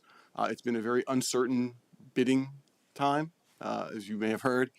Pricing's kind of been all over. We were a little bit unsure what we would get back. So this really gave us some flexibility to choose what we wanted to do and what we could afford with this project. Okay. And so here's the bid alternates. It looks a little complicated, but fairly straightforward. There's the 9 intersections. Alt 1 through 9 is at each of those intersections. I've got the little boxes and the arrows. Alternate 10 is just removing existing equipment at Kennedy and Dorset. And then alternate 11 is new software that goes along with these signals, and it gives us some ability to upgrade the traffic timing and things. Yep. And in order to make use of the software, is the rest important? Is it necessary? Because the software, I believe, is the original impetus behind the Dorsets, at least from the South Burlington City Council. I want to make a distinction between the software. So there's the software that is proposed here. It's sort of it's called the mobility versus the adaptive or adaptive. So this is sort of the baseline software that goes along with the new cabinets and hardware and the controllers and things of that nature. So it lets us change the timing and things like that. We don't have to be standing at the box. We can do it remotely, as an example. Right. It is not the full adaptive where a computer is watching traffic patterns and then altering timing and things of that nature. Oh, okay. That would be a next step, and I hope, yeah. We'll get there. It's in the slides, right? The adaptive cameras. Yeah, let's get to that. Yeah. But to answer directly your question, Megan, we can't get to the adaptive without upgrading the hardware first. Right. Thank you. Was alternative 10 removal of Dorset Kennedy, like just not touch that at all? The span wires that are there currently. It's just removing that equipment. So if we didn't opt for that bid alternate? That could have been included with Alt 1, but it was broken out. Oh. But yeah, if we replace the mast arms, we'll want to remove the old stuff. So you won't leave them up just because it was cheaper. Okay. So I do have a big chart we're going to look at in a second, but before I do that, a little bit more about the bid alternates. So each intersection is different with the equipment that's there, what could be reused perhaps. We prioritized the intersections from Market Street to Williston to help that traffic flow get out. So when we go to the next slide, you'll see a lot of that components and that hardware in the must-have column for those, but in others, it's in the alternative, so we could select it. Yeah, and so let's go to that next one. So yeah, I had a feeling this would be hard to read. Boy. Oh, thank you. So I don't know how detailed you want to get here, but like I was saying, so for example, on bid alternate 1, right? In the base bid for Dorset and Kennedy, for example, we've got new controllers, cabinets, PED push buttons, signal heads, and poles. But that's all that's in the base bid. What is in the alternate for that particular intersection would be doing the mast arms, stop bar detection, advanced detection, so we can see that vehicles are coming and anticipate that. And the new signal heads, preemption, traffic monitoring cameras, radios, and then installation of that software that we were talking about. So that's the additional cost. So that's the bid alternate 1. Okay. Yeah. Yeah. And so I can go through these for each of them. I feel like that might be a little too much detail. I think it's simple enough. You can kind of see, again, in alternates 6 through 9, everything's in that base bid because we really were focused on traffic improvements at those intersections getting out, again, from Market, Williston along Dorset Street. But the advanced detection, that's the computerized, so they can, and the cameras. That is a necessary component for someday if and when we go to the adaptive technology. Okay. That's a piece, so it sees the vehicles coming. So that would be like a camera or an infrared detector or something up high pointed down as opposed to radar. Yeah, right now the plans are calling for radar. The stop bar detection is a closer one to just get to know that someone is stopped there, and the advanced looks a couple 100 feet ahead of the intersection to know if there's a long line or if it's just 2 cars. And it would be a similar technology, so just looking farther away. Is stop bar just a magnetic coil on the road? It would still be through radar. The way that you're seeing upgraded intersections, There's one at Market Street currently. That one's a camera. It's camera. It's a camera, but it's a similar, something would be mounted on top of the bars, and it senses when someone comes up. So do the coils go away? Yeah. They do. They completely away. Yep. Because when you mill, sometimes they get dug up. I'll bet, don't they? Right. Like I think I saw down one of the streets recently. They're, for example, Aspen, and it's called San Remo, the way we've written it here, but it's that intersection of San Remo, Aspen, Dorset. There was detection in the ground there. It failed a while ago. Yeah. So we've milled that up. Okay. And we have to come up with another solution. Right now, that just runs a standard program timing. A timing, yeah. Yes. Yeah, So the new lights at Tilly Drive must detect. Oh, yeah. Yeah, because if I'm on my bicycle and I yeah. come up Tilly Drive and I stop at the intersection, I have to wait maybe 25 seconds and everything stops just for a bicycle, which is great. And people are mad. It's like, that's a stupid bicycle, and I pull out, but then it turns pretty quickly and they get going again. So I'm going to have Andrew move past this slide, but don't worry, we'll come back to it in a couple of different ways. But the software would allow that to happen, or it just is in place for it to eventually happen? You said if and when. It's the detection, I think, is what Tim was talking about. Okay. Yeah, so there are two components of detection. Again, not getting too much into the weeds, but the kind that sees that you're at the stop bar. And that is always included in all of these during the upgrades. Everything will have the basic type of detection. It knows when a bike or a car comes up to the stop bar and is waiting for a light. But the other type of detection that looks farther back, that is what's required for adaptive and is included in the alternates. it can look at the queue and figure out whether it needs to keep the light green longer or shut it off because there's only one car, that kind of stuff. Okay, yeah. But I'm correct oh, sorry, Tom. Go ahead. I'm correct in saying that this phase, this hardware and that sensor technology phase are the phase before adaptive. So nothing in here is adaptive. That will be a second phase that we do at some point in the future once this hardware is installed. Thank you. It's a higher level of this software is the way I've been looking at it or I've been describing it. Then what about... Okay, wait a minute. sorry. Tom, I think was in the queue before you. Since we're in the weeds, one thing that comes to mind that just made me think of, there's another detection mechanism, which is for emergency vehicles. And I know when the fire trucks come through, they send a signal so as to clear the green lights. But for my days on the Green Mountain Transit, I understand, and I'd be curious, Tom, if this is part of your discussions. I know I conversed with Justin, your predecessor, about this some time ago. But there's a secondary setting that public buses can use to sometimes get priority or have the lights at least detect that it's public transportation. And I remember when I was on GMT, they said that was not functional, especially in this part of South Burlington. Do you know what I'm speaking about? And will any of this help our public transportation work through these light systems in a better way? So I know that preemption is included, Tom, but I'm going to have to, in my mind, that was for emergency vehicles. I did not have that conversation when I took this project over with my predecessor, so I'll have to follow up on that one for you. That's a good question. No. Yeah. Thank you. And we have a bus lane. So I have another question. They go through. Yes, So I'm sorry. When all the icing is on the cake, will these signals, like from the Blue Mall down to Williston Road, will they be able to talk to each other so that they can get a cascading? Will they be coordinated, especially like on December 23rd when everybody's leaving the mall and you want to flush out that parking lot as fast as possible?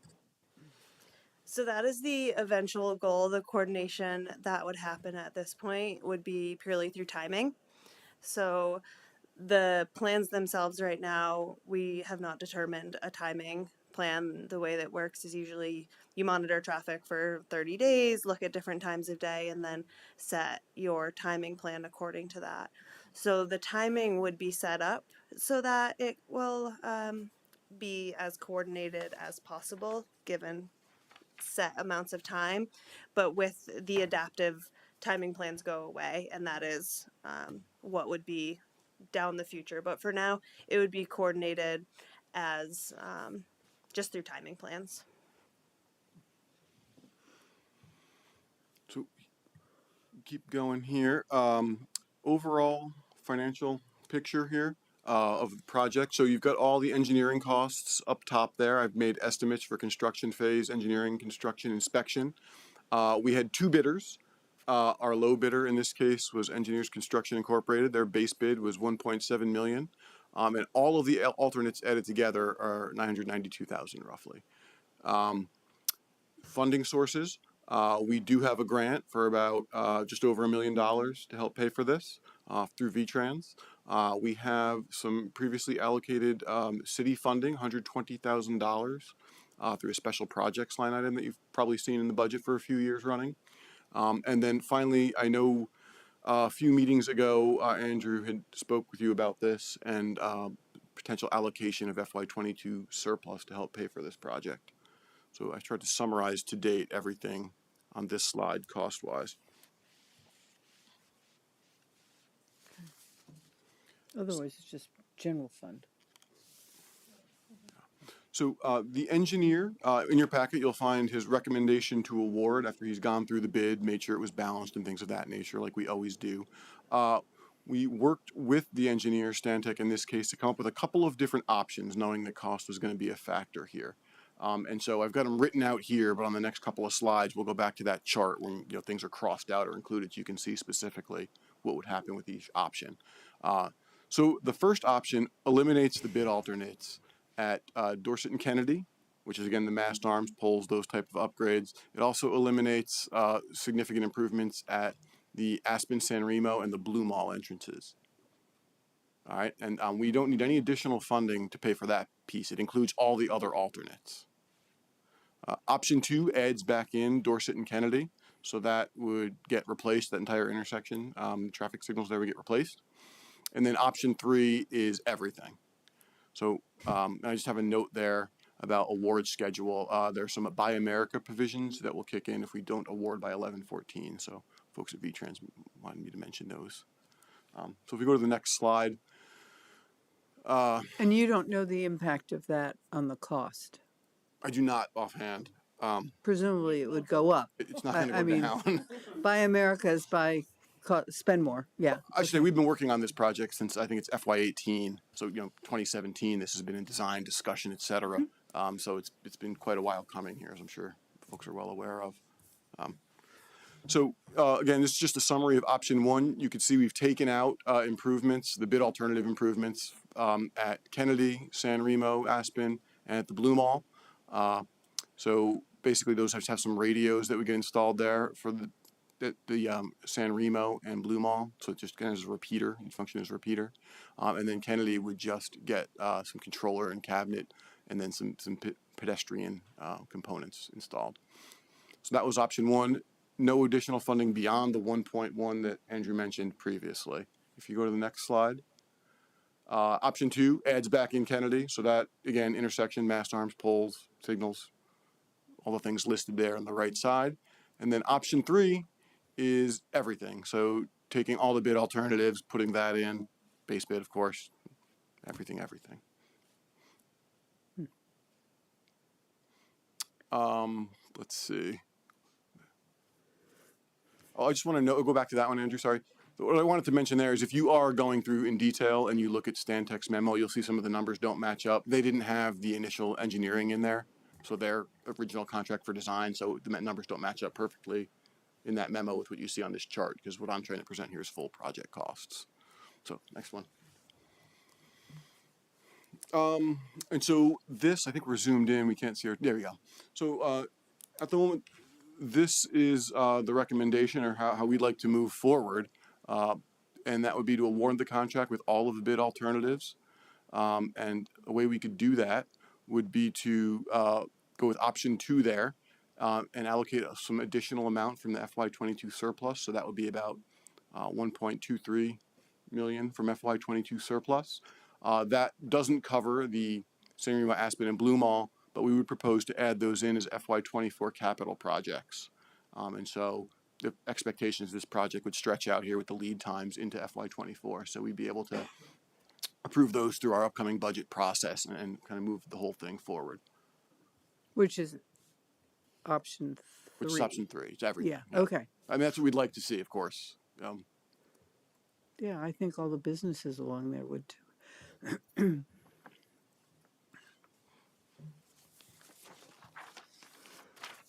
And can you explain why you think the San Remo, Aspen, and Blue Mall intersections can be held off? Or Well, is it, what, timing wise, it would be the same? It would just, with regard to the budget, it would be a little bit of a softer landing? primarily, it's an imperfect solution for an imperfect situation here, right? I'd love to just do all of it, but if we have to pull something out for budget reasons, if that's council's wish or decision here, those are ones we could pull out and come back to later as standalone independent projects would be my plan. And that's sort of why we set it up this way. Well, and it's kind of cash flow. We have this money now, and then in 24, if we plan in the capital budget, Right. this additional money, it would be there. Well, I'm just thinking about what you said, which is how, Dorset Street signaling got on my radar was all the businesses. Yeah, So would yeah. the Blue Mall intersection, right, fall at the same time that we're doing all of the others? It seems the answer is yes, from what?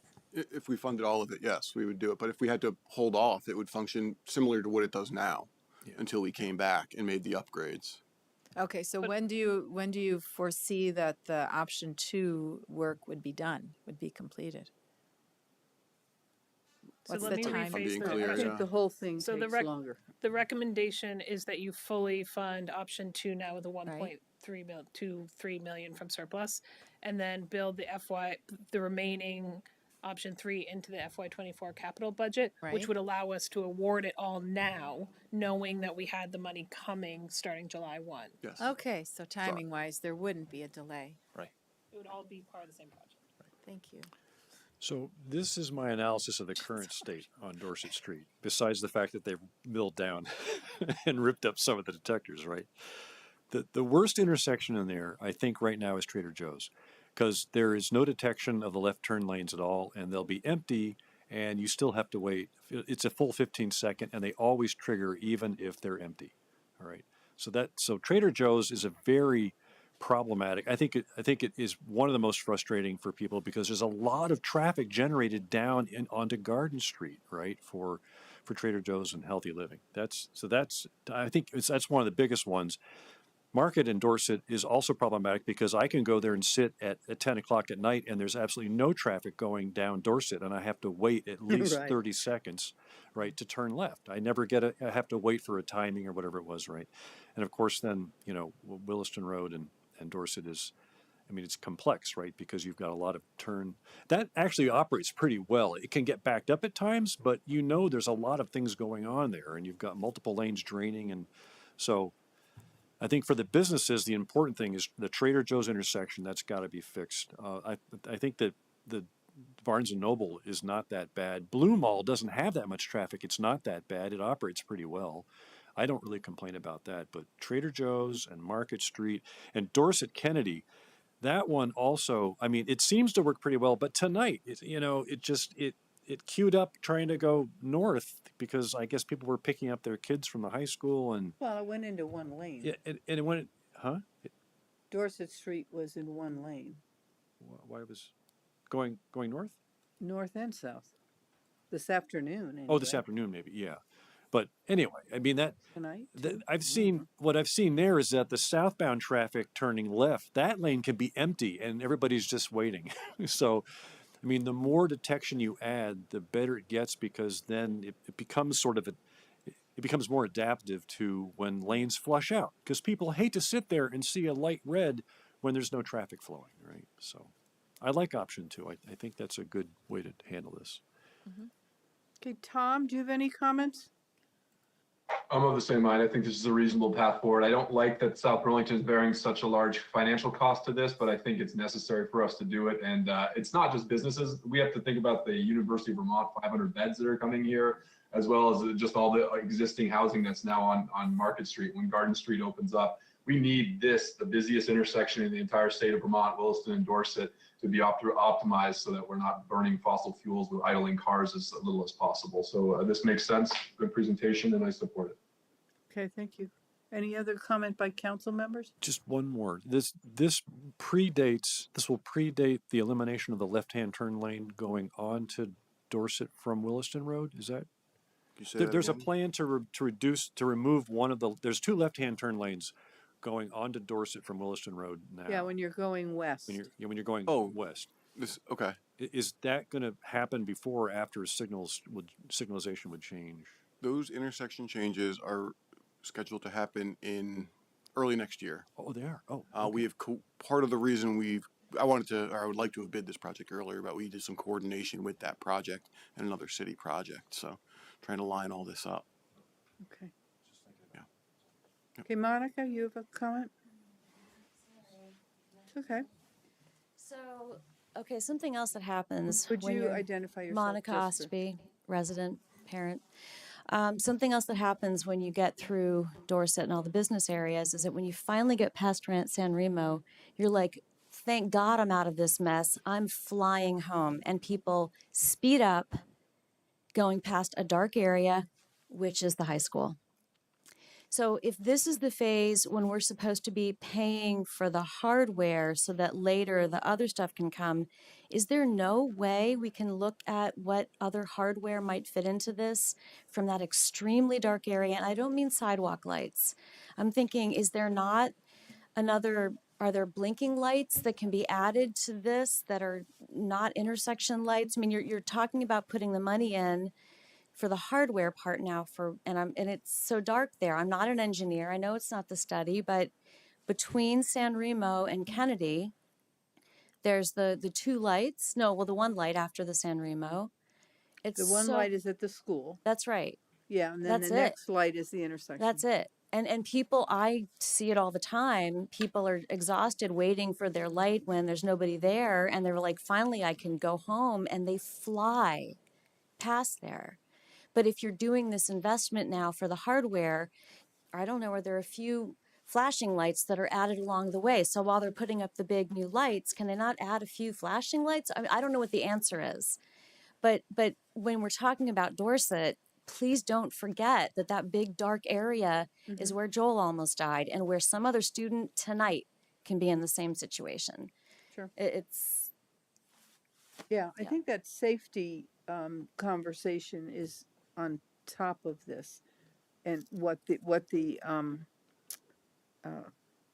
solutions might be, Monica, but it seems like it needs to dovetail with this. Thank you. Yes, thank you. I don't know, were you here for the opening comments from the public? I was, yes. Okay. So I don't believe that street lighting was a part of this project scope. Again, this was initiated back in FY18. Okay. If it is council's desire for us to spend additional money to do some studies, and to maybe have a change order to make some changes to this scope of work, we could certainly entertain that. Would that slow everything down? I don't believe so. Okay, that would be like I guess it depends on the scope of what we're additional- talking exactly. I'd like to define that a little better so that I have some clarity as well. Uh-huh. Okay. And does the CCRPC have a role to play in that? Or is it truly our city and staff? Yep. So, as I described in the past, so right now we get concerns from citizens, whether it's stop signs, speed limits, street lights, street lighting. It's sort of, I have a running list where I maintain all of those requests for studies, and we fund them as best we're able. Our best mechanism for funding those is right now to work with the RPC. It's the most affordable. We usually get 3, maybe 4 projects in for, whatever the study may be for that year. So Erica and I are actually working on a way to prioritize some of these requests, because right now we just maintain a list, and we just kind of work through our list of projects. I'd love to come up with a more equitable way to kind of prioritize and address these going forward, but in her few months and my few months, we've not done that yet. It's sort of just a list. In some ways, I think it's kind of interesting that they agreed to look at the safety issues around only one school in South Burlington. No, We didn't no, ask no. them to do. No. That was the request that for was the the White ask. Street study. Okay. That was not. And as Counselor, I think Paul wants to say something. Paul, So do you mind coming up so the kids at home can hear? It's not often you see Paul raise his hand. Hi, folks. Paul Connor, Director of Planning and Zoning. So the role that the Regional Planning Commission plays, they are a part of their job is that they are a metropolitan planning organization federally funded to assist with transportation planning. Structurally, each November, we receive a package of information from them saying, what are your requests for the next fiscal year starting in the following July? So that's where we compile our staff list, we bring it to the Planning Commission, and in January, the council signs off on what the requests are, understanding that most of them do include a 20% local match. So that's the mechanism by which the RPC then evaluates all the requests. They try to fund as many as they can. We're generally pretty successful with those. And then they launch sometime in the July of the following year. And that's for basically anything that's transportation studies, including this year we're doing how to connect the biped bridge over the interstate to the adjacent areas. We're doing a lighting analysis on Kennedy Drive for pedestrians, intersections at 4 different sites of how to get crosswalks in. So there's a whole variety of them at different scale, but that's the process. Okay, thanks. Thank you. Can I just clarify something? Sure. Sorry. So understanding that a safety analysis might be a separate thing, all what I'm asking is, while you're looking at budgets to add new lights, can you not just add into that 2 yellow flashing lights that just go 24/7? I mean, is there not some within this? Is there not something where we can just add some flashing lights to the face or whatever we called them? Cautionary lights. Some kind of cautionary lights that maybe ultimately we'll be able to take in your new software that can go at certain times of day or whatever. But I guess that's all I'm asking. It's not the full safety, it's not the full sidewalks and all of that. It's just if you're buying other lights that are going to be over for traffic, can you not throw a couple of those in that dark area? That's all. Thank you. Okay. What's the answer? I don't know. I don't know how to answer her question. We're talking about the flashing yellow lights. I mean, I've been working on White Street for years and have never gotten the flashing Well, so I lights. don't want to I've bleed asked- into our next agenda item here because that's kind of It could be the time when we a just success in that situation that we've got them here now and we were able to get the study done, and we're going to talk about that in a few minutes. But I can circle back with the engineer to find out what that would take as far as if we need anything in particular from him. Generally speaking, when we add, stop signs, speed limits, things of that nature, it does require an engineering study and recommendation. Same thing with the school zone we're going to talk about in a few minutes. I would want somebody, and I don't know who it is, to do an analysis of that stretch of road to tell us what might be wrong with it so that we can understand how we can go about fixing it before we take any actions. Because I'd like to know that first, right? Have an expert look at it and let us know. So if that's the CCRPC or if it's Public Works doing something, I mean, this. Do you mean before we do this whole signaling? No. I'm talking about, in the adding request lights. to somehow Post add. that, if we were to Right. tack if that, on flashing lights, you would want to study before we do that. Right. We need to understand more before we take any action. I know that there's a desire to take action, but I'd like to understand what is the right thing to do. I don't want to take a year to do it, but I think we need to, I mean, maybe there's some low-hanging fruit that we could take advantage of, but I don't know what that is without somebody telling us that first. Mm-hmm. Yeah, well, you certainly want it to work. Mm-hmm. Okay.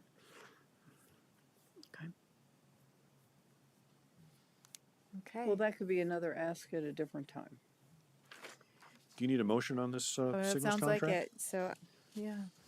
I'll move to approve the Dorset Street Signals contract and financing with the alternative two and the fiscal year 24. All go together. Does that make sense? Since it's all a package from what I understand. Yeah, maybe just as presented in the As in the, presented. and that includes the allocation of the city reserve fund balance of $1.2. $1.2 million.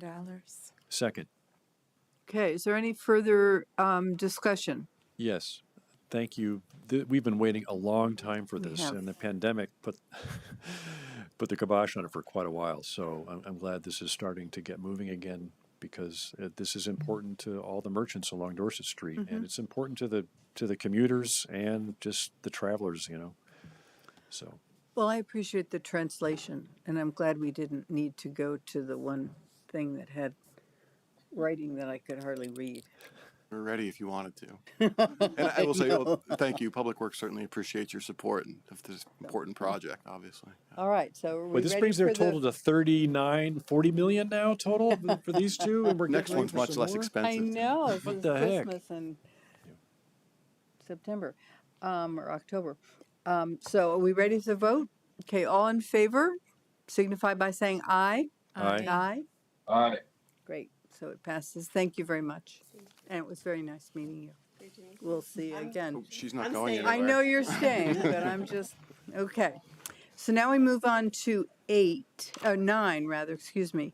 What time is it? It's 9:30. Pardon me? Let's take a break. Let's do this one and then take a break. Okay. Resolution 2022-9A, which is an update to the resolution establishing speed limits on public streets and highways in the city of South Burlington. So Tom? Okay, so for those perhaps just tuning in, Tom DePietro, Director of Public Okay, I guess Works. I was gonna do it. With me tonight is Erica Quallen, our Deputy Director of Capital Projects. And this agenda item focuses on an update to the city's speed limit resolution. The changes we're proposing would allow for creation of school zones within the city of South Burlington, something this current resolution does not address. Once a school zone is established, it allows for a speed limit less than that of the adjacent roadway, if we so desire. It also enables the city to install signage requiring drivers in the school zone to slow down, and it provides a way to enforce the lower speed limit. The revisions also propose to establish a new school zone on White Street in front of the Chamberlain School. In order to do this, the city worked with the Chittenden County Regional Planning Commission to study the area after learning of speed concerns at all times of day and also of traffic and pedestrian safety concerns during school pickup and drop-off. A full summary of the report is available in the memo, but very quickly I just wanted to highlight two things that kind of jumped out. During their study, RPC found that even though the posted speed limit is 25 miles an hour, the 85th percentile speed, which is sort of a common benchmark for these types of studies, was 34 miles per hour. So 85% traffic is doing 34 miles per hour or less. The other 15% not. And then RPC also made some additional recommendations related to signage and crosswalks. And it involves establishment of the school zone in this area. So based on this, what we're proposing in the ordinance is to reduce the speed limit in front of the school, in the school zone, to 20 miles per hour during pickup and drop-off. So that's 7 to 8:30 a.m. and 2 to 4:30 p.m. And this would be indicated by a new speed limit signs with flashing lights on a timer. So they'd be set to go on during school days at those times. One last bit here, and then I'll open it up, I guess, for discussion. If council agrees with these findings and votes to update our speed limit resolution, then we would include the purchase of the equipment necessary in our FY24 capital project budget. These actions could take place sooner if council determines that another funding source is appropriate. And we called a couple weeks ago, and the hardware was around $13,000, and it would be installed by Public Works crew. We're capable of putting this in, but it would be a 2 to 3 month lead time. So anything I forgot there? Or? Like Tom said, there were a couple of other recommendations in the memo, and those have all been addressed so far. The crosswalks were restriped, new paintings of school on the roadway, a little bit of tree trimming, and moved our little radar speed feedback sign from Patchen Road over to White Street in front of that. Yeah, and it hasn't been working for 2 weeks. The radar? Someone called that in to the office, and so I was actually hoping to see the radar here, and I don't see it in the plan, because I think, just alerting people that your speed is being recorded is very effective. So the speed feedback sign is not proposed as a permanent installation. We put there because we have one, and it's a little temperamental with batteries. Sometimes we can run it dark too to collect speeds, but not flash. But I believe it should be out there flashing speed. I'm not sure. I No, can it check with hasn't been staff. working for I can 2 check weeks. with staff. Someone called in, so I just, yeah. I will double check on that. I know we got a call about the flashing yellow that's out, and that had been repaired I think the day before school started. Got out just in time, but yeah, we'll double check on that Yeah. speed sign, see what's going on. Yeah, it worked for the first couple weeks and Okay. then it stopped. So Okay. I just have a question in terms of thinking ahead to the high school and the middle school and what that needs. And if we were to get on CCRPC's list, for I know this is a guess, but do you really think their recommendation would be a whole lot different than White Street? What's in here? I mean, I'm almost tempted to add a sub 2 that says Dorset Street, Well, we should be proceeding with these things with an engineering study that tells us it's appropriate for the location. And I can't say if it is or isn't, and I wouldn't want to predetermine that. Well, I'd certainly I know, support. but yeah. I'm just, it's sort of a hypothetical. It's probably going to be something similar to this. Yeah, and It's a very different kind of street than White Street. Well, that's so true. I agree with Tom that my professional recommendation is we need to make these decisions based on data. I understand that. I just am, yeah. part of me thinks it's going to look exactly like this, but maybe not. What prevents us from having a radar with the speed of the drivers actually showing? Is it cost? What? Well, I appreciate this discussion tonight because we don't have a line item in our public works budget to do some of these studies. So in a couple of weeks when I'm back here in front of you talking about budgets, I hope we can come back to this topic. That's my pitch, Jesse. But yeah, I mean, yeah, the permanent installations, we have a very limited budget to maintain what we have currently. And so to go purchase new installations, just this $13,000 that we're talking about for this school zone is in excess of kind of what we have in the budget for this type of thing at the moment. So that's why it's a capital project or some other funding source. Are these flashers going to be solar powered? I believe our estimate did show them with solar panels. I've had it sitting on my desk for a couple of weeks, and I'm pretty sure I remember. Yeah. Don't quote me on it. Okay. Yeah. If Adam is still online, he may know. We looked at with and without is why I'm hesitating. I think we had them in as well. Yeah. Can I make one other comment? You may. So I noticed that it said that Dorset Street is 40 miles an hour starting at Nolan Farm Road to the Shelburne line, but the 40-mile-an-hour sign is right across from Wheeler. So maybe we could pull that out and bring it down to Nolan Farm Road, unless there's already one at Nolan Farm Road. I don't know. As you go, as Are you you looking to? as I'm you sorry. leave as you go south on Dorset and you pass Swift Brand Farm, He's on the You're- he's looking higher up on the resolution. Oh, I'm sorry. Just Okay. forward. yeah. So the 40-mile-an-hour sign is right across from the Wheeler entrance, more or less. Yeah. So really, people shouldn't be going 40 there. They should be going 40. They should go in 35. I'm sure there are some small inconsistencies in here because we haven't looked at it in a while and we don't know what the signage is in some areas. So I just thought I'd let you know. Okay. Thank you. Yeah. That's true. Okay. Monica, last time on this. So I don't know that I've ever heard a line item be $13,000. Normally there's like a few more zeros behind it. So we might need to wait a while to do a study to do it right, but can't we just do the same thing that we're doing at White Street as a temporary in the meantime? Because every day that we can get better lighting and something to tell somebody who's driving down that road that there's a school there, every single day that we can get that there, it might save another kid. So can we do the 13,000 also here and put it up where we think it makes sense, and then wait till we go through the process of doing the study to maybe do it better, or maybe end up doing it the same? This is only going to be blinking when the students are arriving to school and when they're leaving school. I know. We'll take it. I mean, there's nothing. We'll take it. There's no sign that tells you a high school's there. Anything. If there's a $13,000 Well, there is line a item, sign on the corner of Dorset and Kennedy. Kennedy, I know it's when you're coming south, when you're leaving all those lights, Oh, true. and you're frustrated In the other because you've direction, dealt with there's all no that, and you're finally indication. like, Well, there's a I'm little out sign. of here.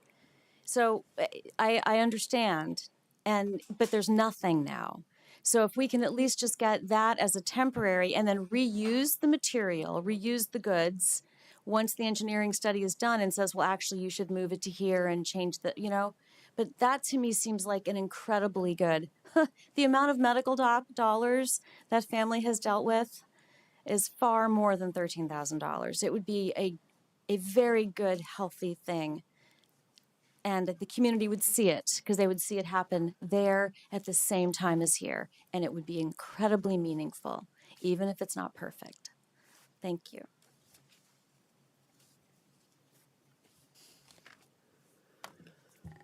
Well, pardon? Oh, you're doing unrelated. Okay. Painting school on the road? That's a good idea. I mean, is that? I can review the existing signage that's out there, Okay. and the road I mean, striping, because I things think of that nature. that's a good point taken, that if you don't know the community, you don't know there's a school there. So I think the request at the beginning of the meeting was to put this on a future agenda. Yes. So why don't we deal with what's been warned for tonight? And if the council wants, we can put this on a future agenda item and talk about options. This is just, all that this requires is a vote of the council to approve a resolution. It's not an ordinance change. Right. So you can do that very quickly. Okay. Is there any more discussion on this then? Only to say that I support On putting this radar. on. Radar. That's all I can say. Okay, we gotta, I said, can you hear me? yes. The only other discussion I'd say is that I do support putting this safety discussion on Dorset Street on a coming agenda, if not our next meeting. I think it warrants a further consideration of all the possible options, especially the low-hanging fruit. Okay. Yep. All right. Well, I will move to approve the resolution number 2022-9A, an update to the resolution establishing speed limits on public streets and highways in the city of South Burlington in order to create a school zone on White Street. Second. Is there any further discussion? All in favor signify by saying aye. Aye. So it passes. Thank you very much. Just one clarification for me. So I will be back then for our FY24 budget, the way I'm understanding this. And once we have budget approval to move forward with this. So right now we've approved the changes to the ordinance, but as far as the hardware and the actual putting it out there so it's enforceable, that will come in fiscal year 24, just to be clear. Okay. So what will remain in place until that? What is there existing plus the work we've already done? So So that radar will be there until. so we use that. That's the only one of those we have, and we get a variety of concerns expressed. So we move that around the People city as want we're them all able to over. try to address some of those concerns. Okay. Because I just want to note, above 70 miles per hour was was measured on White Street in front of an elementary school. So I just want that to be known. Okay. Item 10. Oh, we're going to take just a quick break. Quick break, 5 minutes.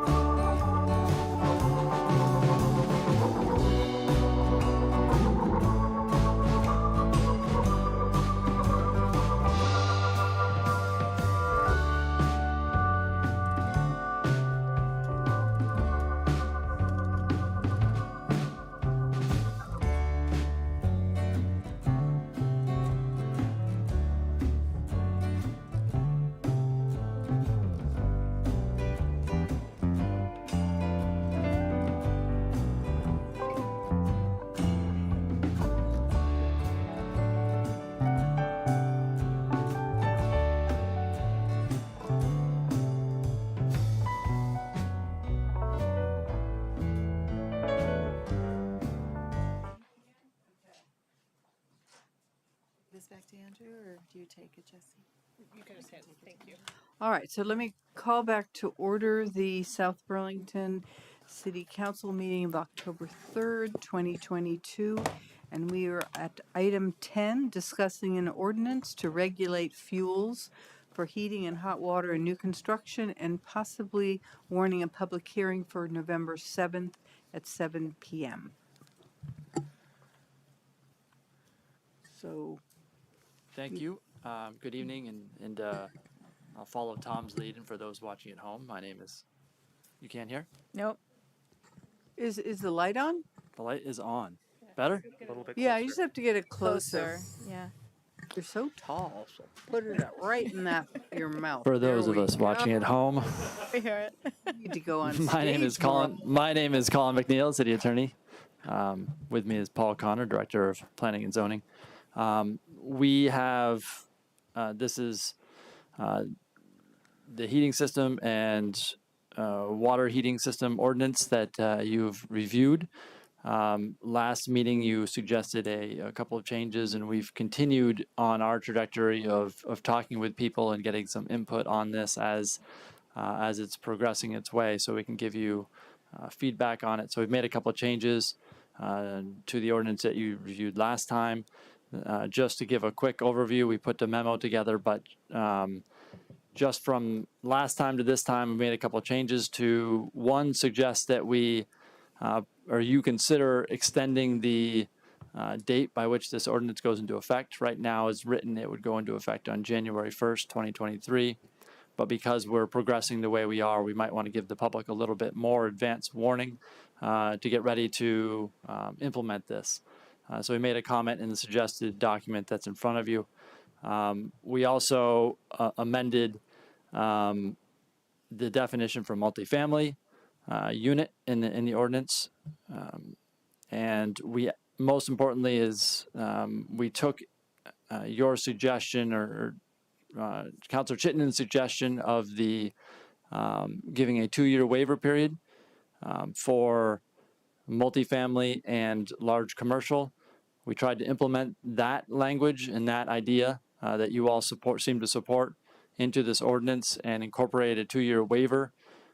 Some of the difficulties we saw in that were that we were able to find a good definition for multifamily that was in the commercial building energy standards, but we're unable to find a good definition that would delineate what could be considered a large commercial new building. So, for instance, how many square feet, what it took to be large as opposed to not large, and so. Not having a good definition, we bring it forward to you for consideration with the elimination of the word large. So also, we noticed that you hadn't, in your recommendation to us of including large commercial, you did not include industrial. And so for your consideration in this draft ordinance, we essentially added commercial and industrial to the 2-year waiver with no size requirement. So those are the main components of the ordinance that's before you that were changed from the version that you were able to look at last time. Okay. Questions by the council, or do you have more information you want to share? I mean, that's pretty succinct and to the point. Are there any questions? Tom, does this meet your approval?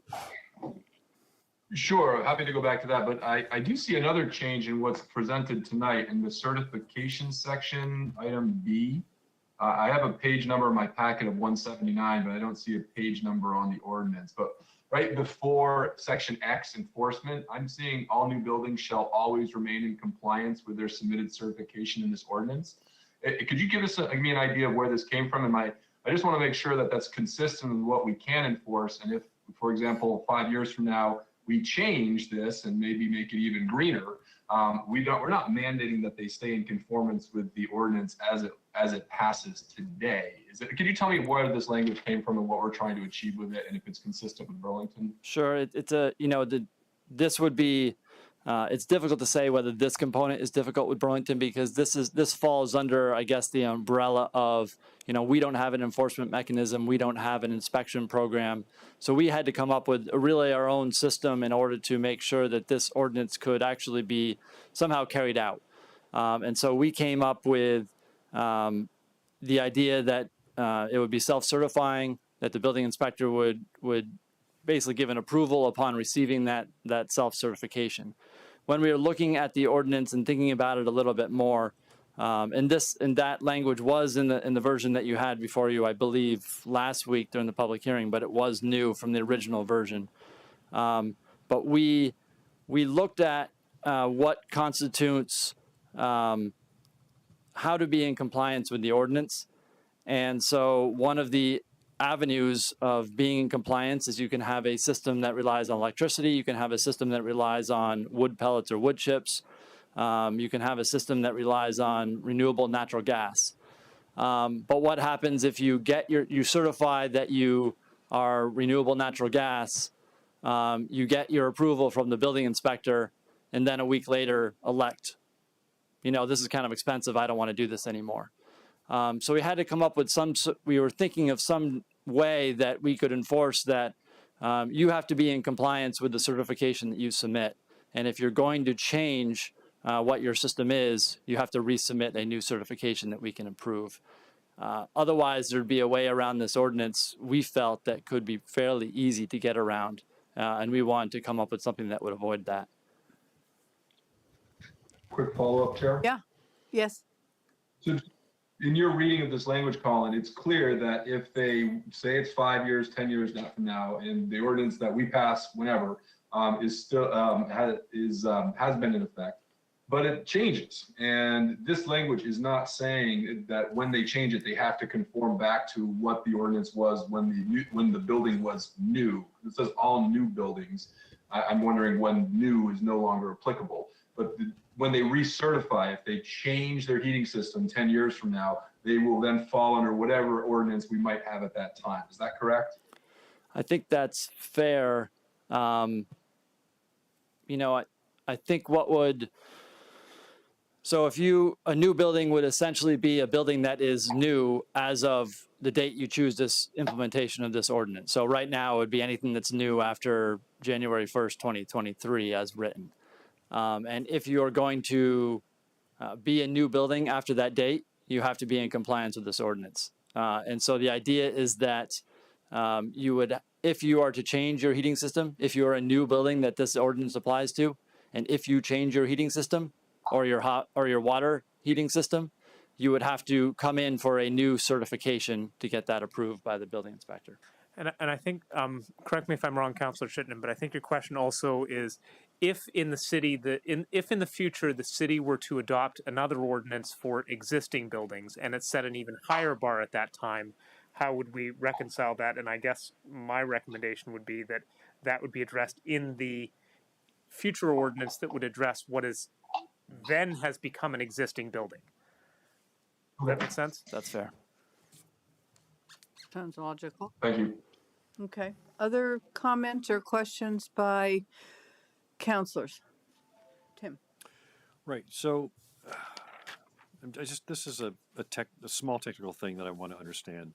Under item 2, which is the definition for 2B, which is the renewable service water heating systems, and we're talking about service, not process, right?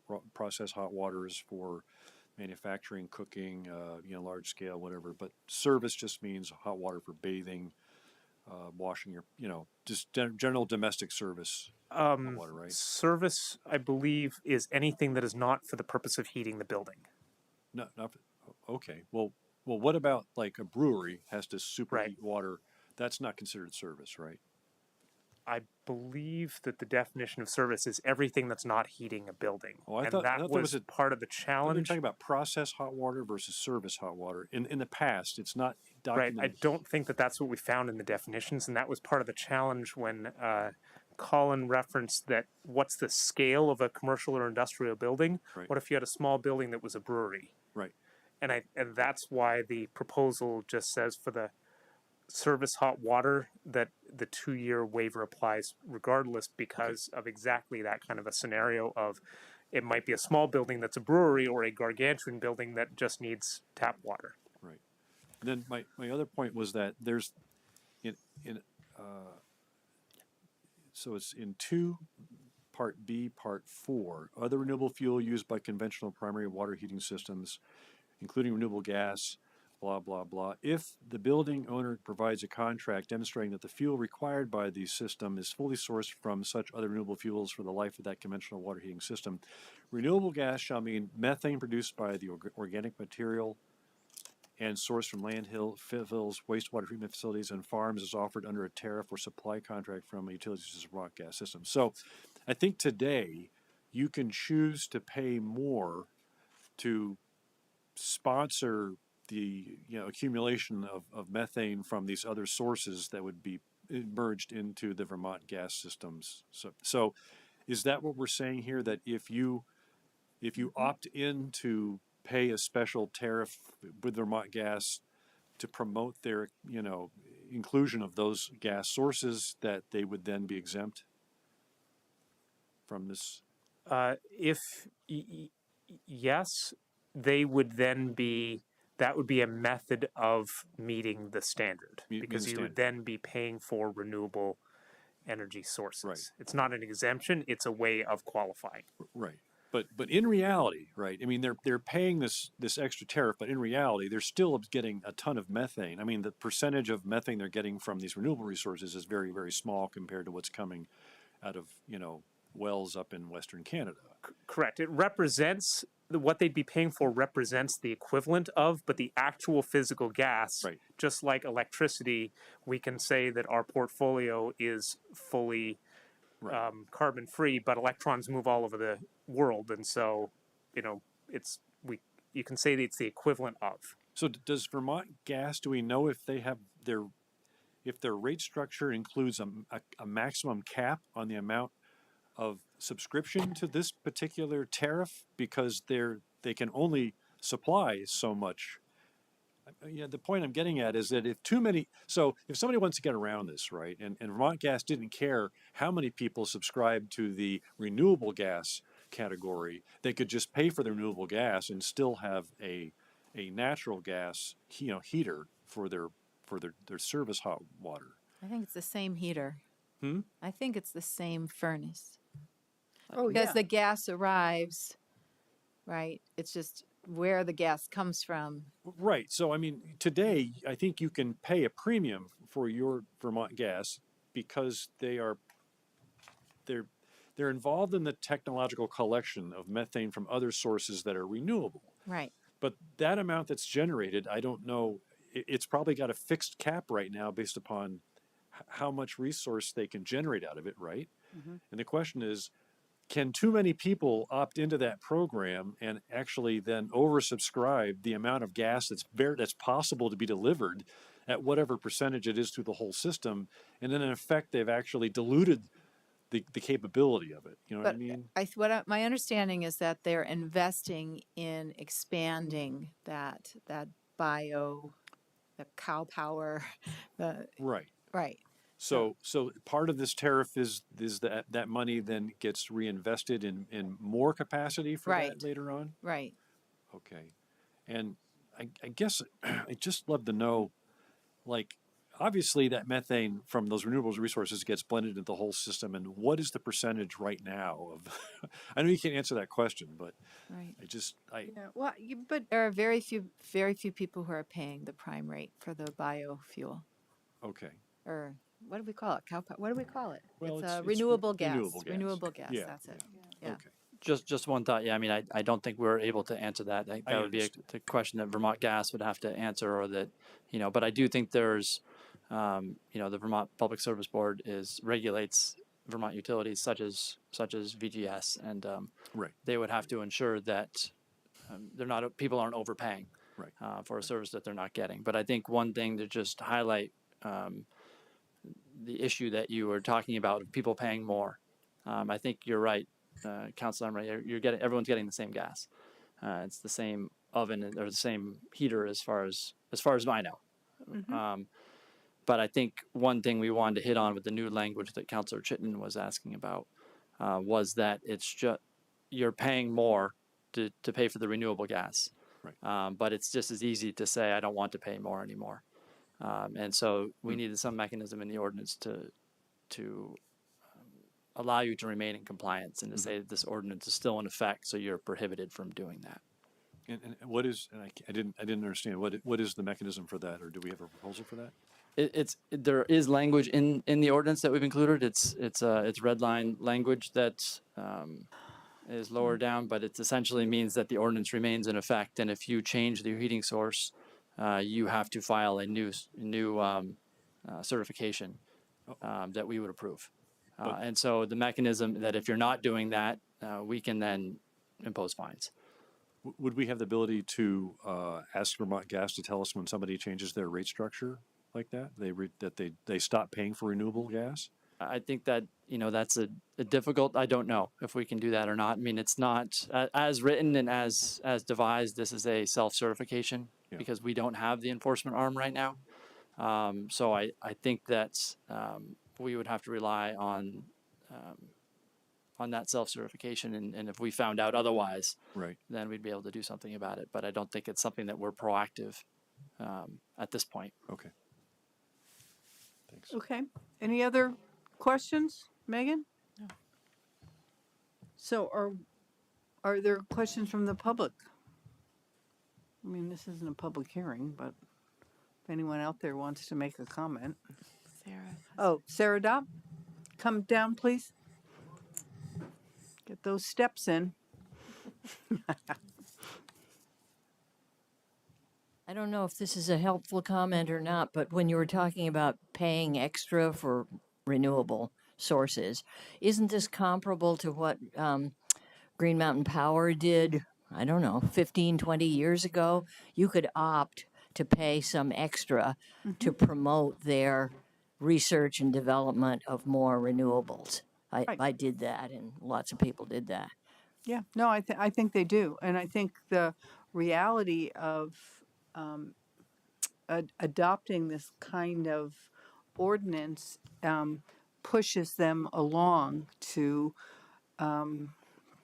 invest in more and produce more and make more of their gas renewable.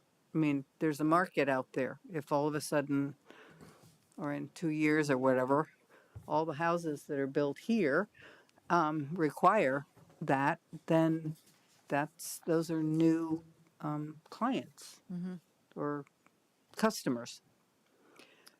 Ethan, did you want to make a comment?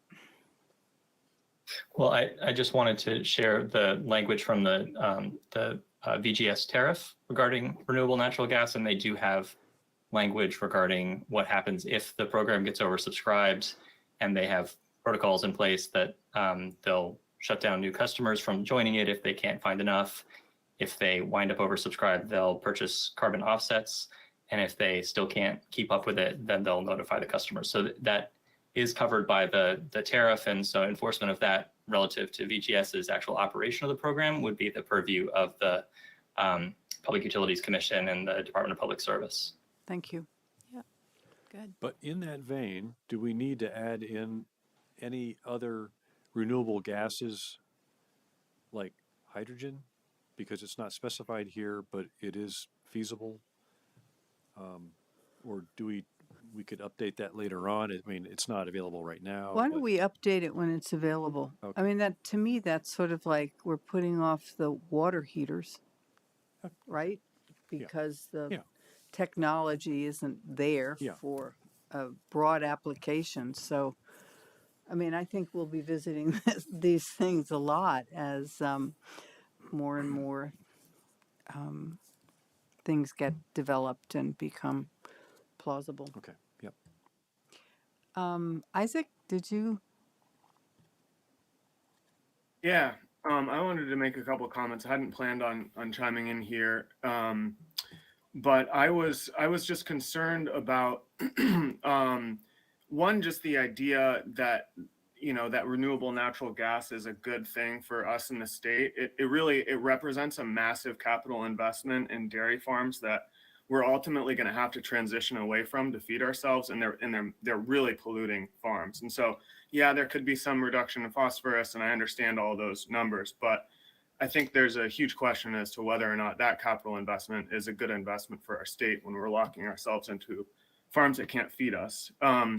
And then the other concern is just about biomass. The Vermont Climate Council has been doing a ton of work on biomass and really struggling with how to approach it.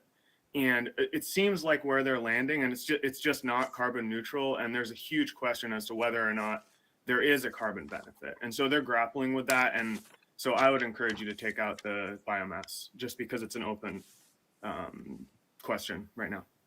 And that's what I got. Okay, so that's back in, well, we probably don't have to do that tonight unless we feel like we want to, because we're going to have a public hearing. And these are, I mean, I think that's an excellent point, but I think we probably should do that post the public hearing when we have some more information, rather than just one person would be my, and adopt or agree to the changes that the council is proposing. Does that sound logical to people, or do you want to deal with the biomass? I'm trying to find where it is. Yeah, I am too. Well, there's wood chip and wood pellets. Yeah, which I section don't, is that? yeah, I don't see the biomass. If you go to section 2 definitions, yeah, it's under renewable under primary 3? system. Okay. It's small letters II and Right. III, and then repeated again in the next for the. It has biodiesel. Is that what biomass is? No. Where's? I don't see biomass. I see biodiesel. Is it wood chip that we're talking about? Because that would be biomass. No, it's cow power. What? No, biomass is like gasification of wood chips. So. Oh, it is? Yeah. Like you heat up wood chips to a point where they give off a gas, and then you burn that gas. Well, under the or any type of a carbon-based product. Well, it does say renewable gas, so mean methane produced by the organic material and sourced from landfills. Yeah, he said, yes, I heard wood farms chip. Oops, the chat message chips went away and too pellets. quickly. My apologies if I misheard. Okay. Wood chips and pellets. Okay. Yeah, I don't see biomass, that language anywhere. Yeah. I don't know where to strike it if we wanted to. Right. I would leave wood pellets and wood chips alone. Yeah, I would too. Okay. Any other comments, Tom?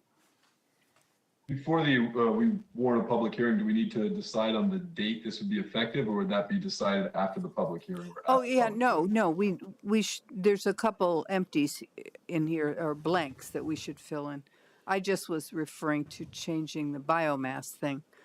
One, I can't find it, and two, I just soon wait to hear from other people.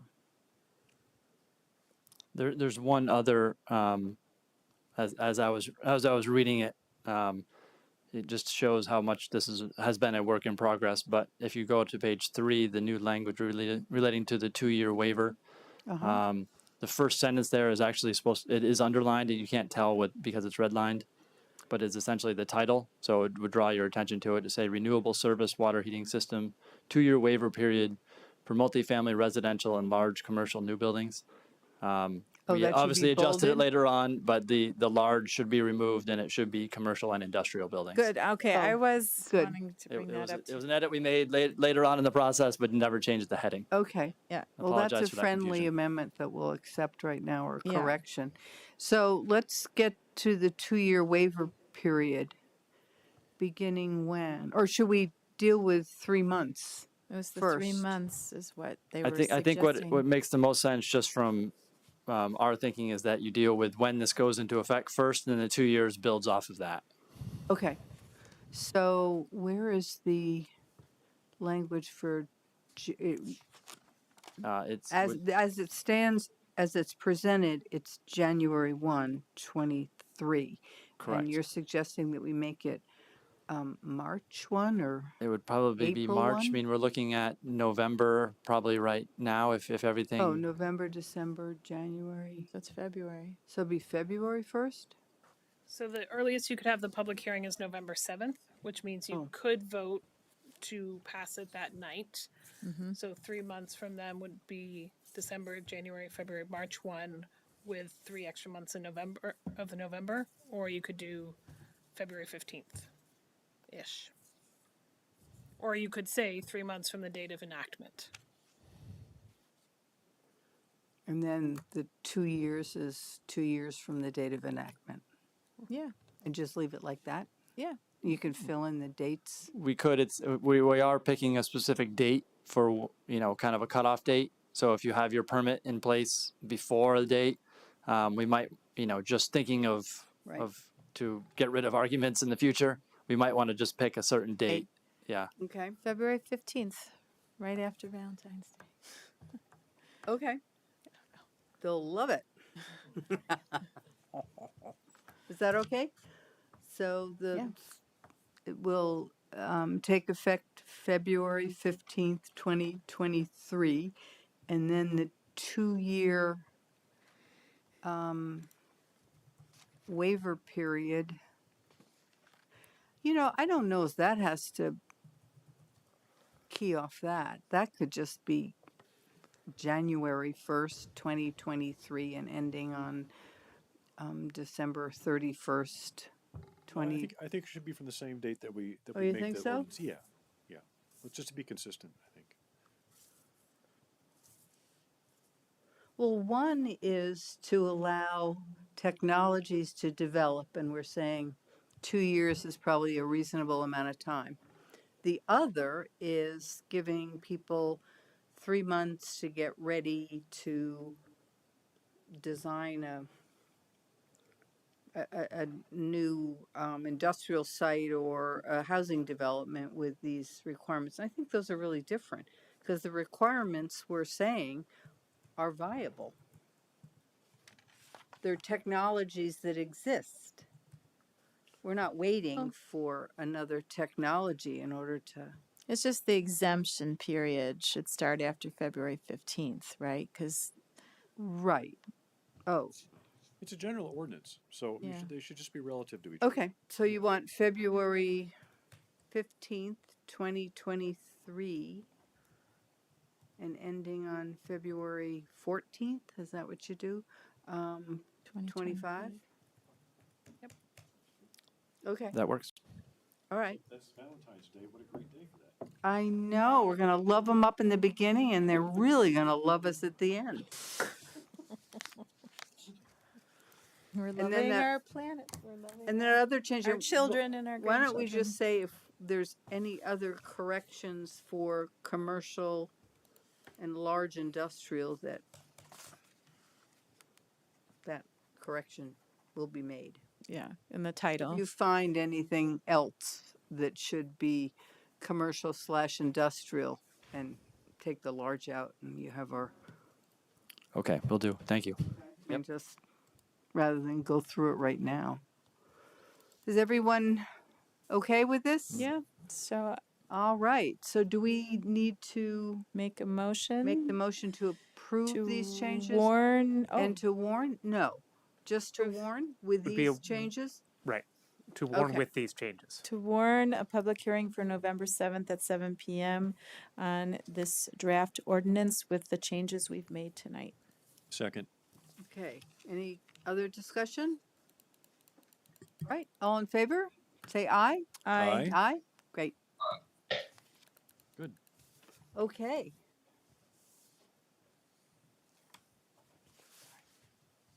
Okay. Okay, so we're moving on to item 11, which is further discussion and possible adoption of the Climate Action Plan as recommended by the Climate Action Plan Task Force. And so, Paul? Can I just say that you Yes. forgot an agenda item tonight about new information about climate change? Is that on purpose? Usually we've had an item in the I beginning. think we only do it every other meeting. Now it's every other, oh, okay. Yeah. All right, because I was going to announce that the leaks from the Nord Stream 1 and 2 pipelines had finally stopped. Oh, those The bubbles sabotaged stop. Yes, coming pipelines up. in the Yeah. Baltic Sea I had guess finally I saw stopped. it from the space. It was so big. Sorry to interrupt. Okay. So moving on to the next item. Paul? All right, Paul Connor, Director of Planning and Zoning. Largely, so just to recap, at your last meeting, Ethan Goldman, Chair of the Climate Action Plan Task Force, gave you all presentation. And the primary purpose tonight was to give the council a chance for yourselves to discuss. You didn't, the last agenda was really just a presentation. I had a couple of very quick updates for you. They're laid out in the memo. The graphic design has been improved. There's been a couple of minor corrections made, and then we dug in a little bit into the airport subject. Both, we knew that the language wasn't perfect previously, and there was some feedback at your last meeting. We've communicated with the City of Burlington and with the now no longer acting permanent aviation director at the airport. They have confirmed that they are working with the firm VHB to the tune of about $175,000 to do a sustainability master plan, which includes an inventory of the direct and, to the extent that the data becomes available, indirect emissions coming from the airport.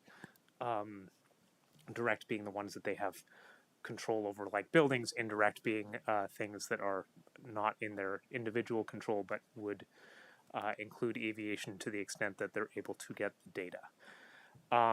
And they are interested in working with the City of South Burlington in a collaborative manner as they proceed with this work. So the proposed update would reflect that. That's in your packet. And there's this option, if you so choose, to take it a little another step further, separate from the climate action plan itself. But if you wanted to formalize the effort to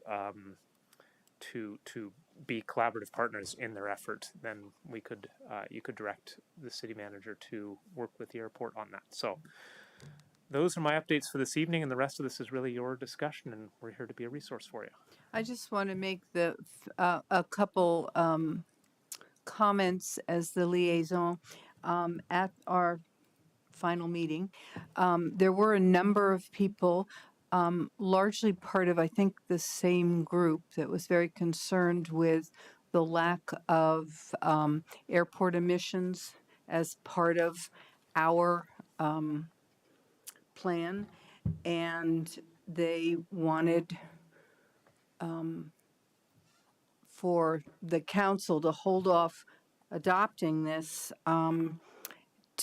until the public hearing, and they could make the case that the both, I guess, commercial and military emissions should be part of our plan, included in the South Burlington load of reduction.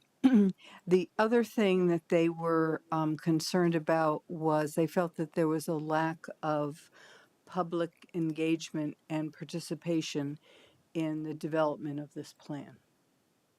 So I'm passing that on along to you as some public input from that meeting. I think in Paul's memo, kind of outlined the multiple steps that the task force took to generate information, and if we wish to have another public hearing, I guess we could.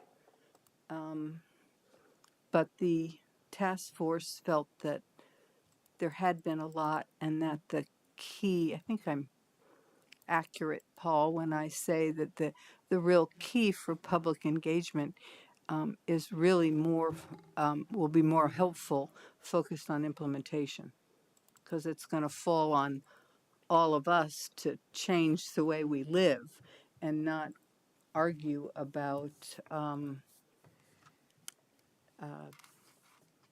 the emission number regarding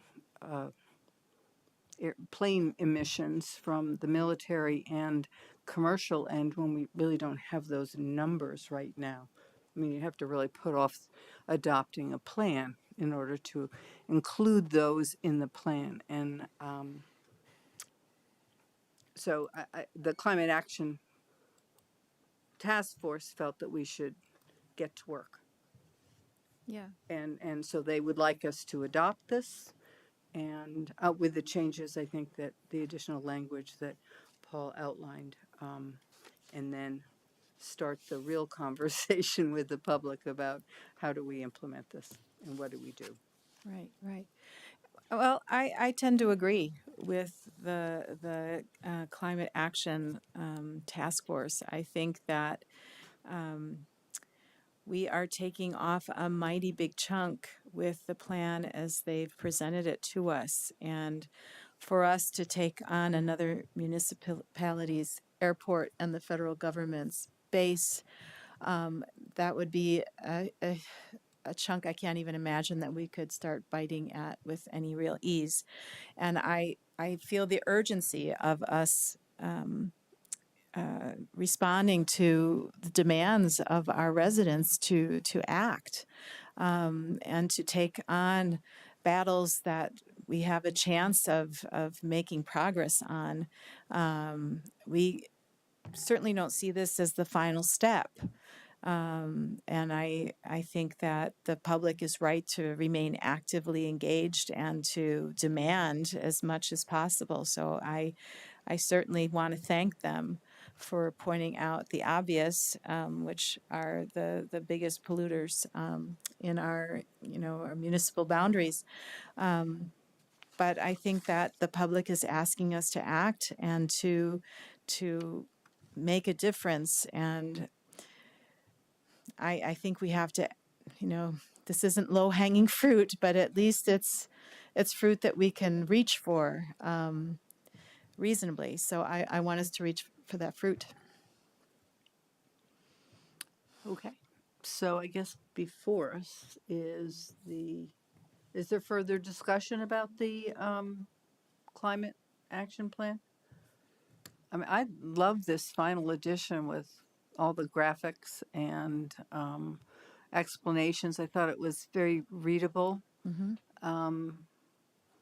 And I really thank CCRPC for pulling this together and really making it clear. I know it's a lot of language to read, and there's a lot in this, but I from my perspective, my concern, and I think it was addressed, is really list some of the actions that people can kind of understand, and we can start to think about how to do that. Yep. And I think it's here, well written and very clear. So I can praise it because I didn't write it. So, okay, Michael, did you want to say something? Michael Mittag?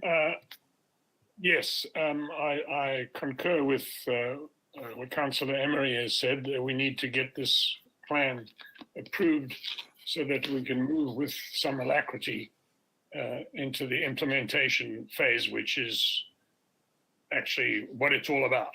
Without getting cracking on that, we haven't really done anything other than drawn a roadmap for ourselves. So I would encourage the council to accept the plan as it is, and so that we can move on to implementation as soon as possible. Okay, thank you. Jimmy? Lise, did you want to say something? Yes. As far as implementation, I think it's a good idea to get started with implementation, but I don't think the plan should be approved at this point because it fails to include airport emissions, and it's unique to the airport. Every other entity in the city is included, but the airport not. And the airport is in South Burlington, and it's the largest emitter. And there really hasn't been a public hearing on the draft plan as completed. So the public should have a chance to weigh in. I don't see why that should take so much time. Now, the Supreme Court says that to be an effective plan, it has to be specific about what it's talking about and mandatory. Otherwise, it's not really a plan that anybody has to implement. They can just ignore it. Now, the modification proposed to the plan that was on the website really makes things worse because it makes it a city policy that the airport is treated differently from everybody else. It's like South Burlington announcing we don't have equal protection. We don't have equality anymore. Somehow this airport, just because it's, well, ownership of all the businesses in South Burlington isn't owned by South Burlington. We don't have control over them either. So why does the airport get this special privilege? It's really wrong. There should be a public hearing so that all this can be worked out about the airport. And we shouldn't be giving the airport any special privilege that other entities don't have. Thank you. Okay. His hand up. Paul? Connor. Oh, Connor, I'm sorry. I was looking at the screen and I didn't see a Paul. I think this might be a good point for a quick sort of clarification about what is done with the airport and not. So the buildings accounting that was done is for all buildings in South Burlington, regardless of ownership. So that includes the schools, it includes private buildings, it includes homes, and includes the airport. So there's no exclusion of the airport from that perspective. In terms of transportation, the way that we measure, the decision was made to measure transportation is on vehicle miles traveled on public roads in South Burlington.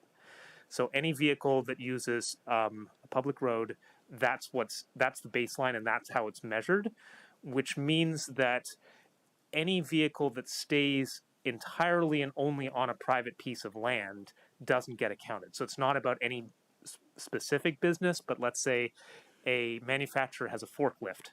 The forklift is not accounted for. The U-Mall has a on-site vehicle that just stays in the U-Mall. The airport has specialty vehicles. They're all treated the same in that they're not accounted for, and that's the metric that was decided to be used was something that that was to be measurable, had to be something that we could gather the data on.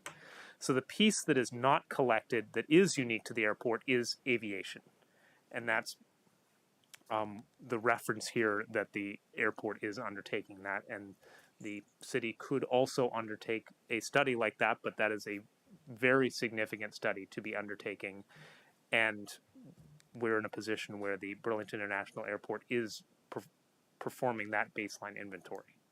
So just that clarification I thought would be helpful when we talk about what is and isn't accounted for. Okay, thank you. Isaac? Yeah, so I mean, I agree that the aviation emissions should be included in the inventory. But my larger concern is actually about the targets that we're using in order to create the plan. So we're using the 2018 IPCC report that everyone's using, where they said net zero by 2050. They created a roadmap to get there, and we're essentially implementing that roadmap. The issue is that since 2018, we've actually learned that our climate trajectory is much worse. And so my larger concern is that we're actually creating a plan for a problem that it's larger than what we're planning for. It's much larger than what we're planning for. And that means that capital allocations that are based on the plan made in 2018 are going to have, they're going to be poor allocations. And so I think that that's what this plan is setting us up to do, is to poorly allocate capital based on a misperception of the scale of the problem because we're working with old data. And so, yeah, I have major concerns overall. I'm sorry, I've been busy in my personal life, so I have not engaged with the group. So those are my thoughts. Okay, thank you. Are there others? Ethan? Just want to make one clarification about the airport question and aviation emissions. The measurement challenge is obviously one of the big barriers that's caused us to need to consider it separately. But if we were in a perfect world and we had all the data that we wanted, and we were to treat the aviation emissions in a symmetric way that we've treated other transportation emissions in the climate action plan, they're scope 1 emissions within the geographic boundary of the city. So we'd only be trying to capture flights that both start and end in South Burlington, which is essentially helicopters and sightseeing planes, things like that. So if we're thinking about how big of a piece of emissions are we leaving out, it's not actually the full emissions of the airport, right? The full emissions of the airport would be captured under a scope 3 inventory. And the scope 3 inventory is not consistent with the rest of the climate action plan because scope 3 then opens it up to all of the induced emissions. So every product that was purchased within South Burlington, we'd be trying to capture all the emissions from creating those products and shipping them to us. And so typically that's not how municipal emissions are done because it leads to double counting from the territories where those goods are produced. So it ends up being cleaner to do scope 1 for everyone. So just to be clear, though this does arguably omit the aviation emissions due to the challenges of counting them and the questions about jurisdiction to be able to actually impact them. I don't think that the scale is quite what has been cited sometimes. If we were, again, in a perfect world to be able to have all the data that we wanted, it would be a smaller number than I think what's been represented. So just to put in context how big of an issue this is and what priority we might put on it. And I completely agree that we should continue looking into this and figure out ways to engage and work on it. It's obviously an important problem, but I don't think it's as significant an issue in terms of our inventory accuracy as it might seem. Ashley?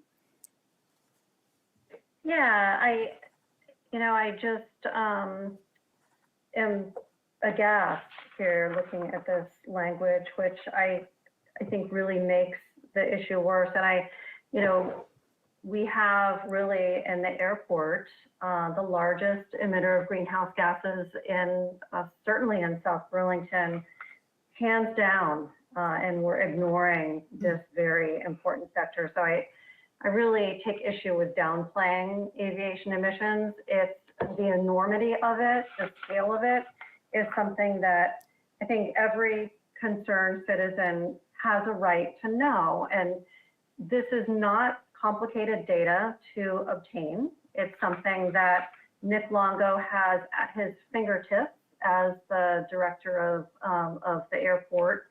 And indeed, the language in this draft indicates that the airport is keenly interested in identifying strategies. Well, if that is the case, why not provide the data so that it can be included in this document? I think I have a right to know what those emissions look like.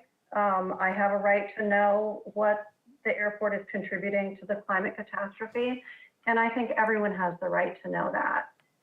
So this language really kind of really lets the airport off the hook and really lets South Burlington off the hook and does a real disservice to anyone. And there are so many folks these days who are really have an interest in this information.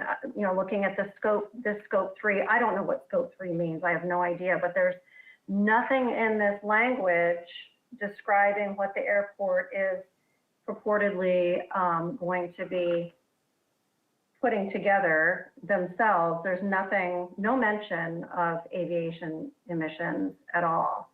And yet, as a council, evidently you're prepared to, there's this optional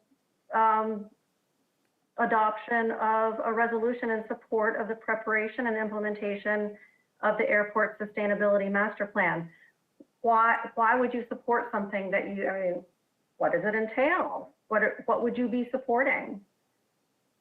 We have no idea. I think it was to support that we would potentially work with them and collaborate with them on that as they develop their plan. You know, they're in the midst of it. I don't know what it will say. And I Right, don't, I'm quite exactly. certain, Ashley, that it really will not be privately held information. I think it will be public information. I'm not suggesting that. What I'm suggesting is there is nothing in the language in case that they will include aviation emissions. So what exactly are you signing off on here? I think support. That's really Yeah, I think clear. supporting doesn't mean signing off. I don't think it's a rubber stamp. I think what Helen was saying is it's providing assistance and working with them, right? It's a different meaning to support. So it's not approve. Right. Right.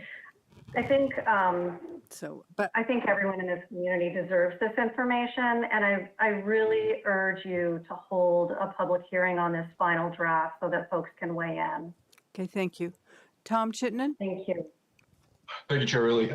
So I support the language that's been presented tonight, the new language, and I see a corollary. I don't know if how many people know this, but there is an island in Lake Champlain that is part of South Burlington that has a house on it, Juniper Island. But I understand from a private chat text with Ethan Goldman that we're not capturing emissions from boats in Lake Champlain between here and that part of South Burlington.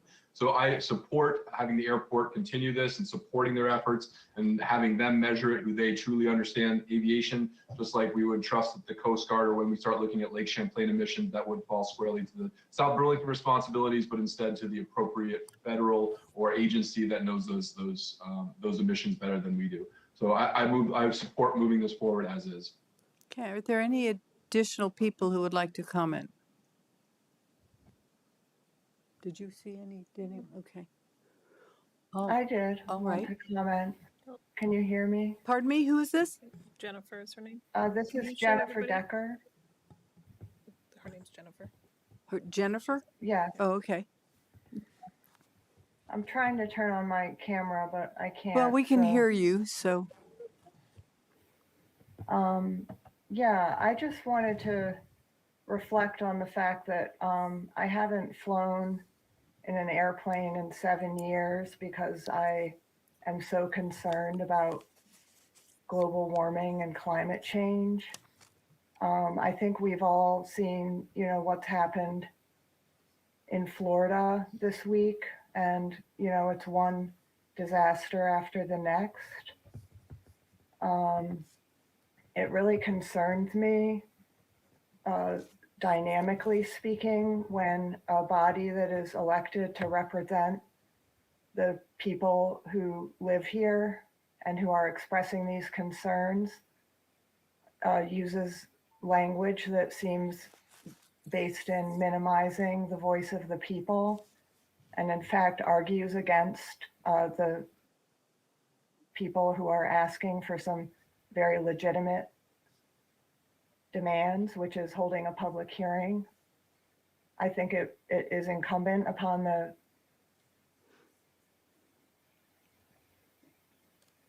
South Burlington City Council to allow us to have that public hearing, to allow us to fully flesh out some of the ideas that we've heard here tonight about the data that we have on climate change being out of date.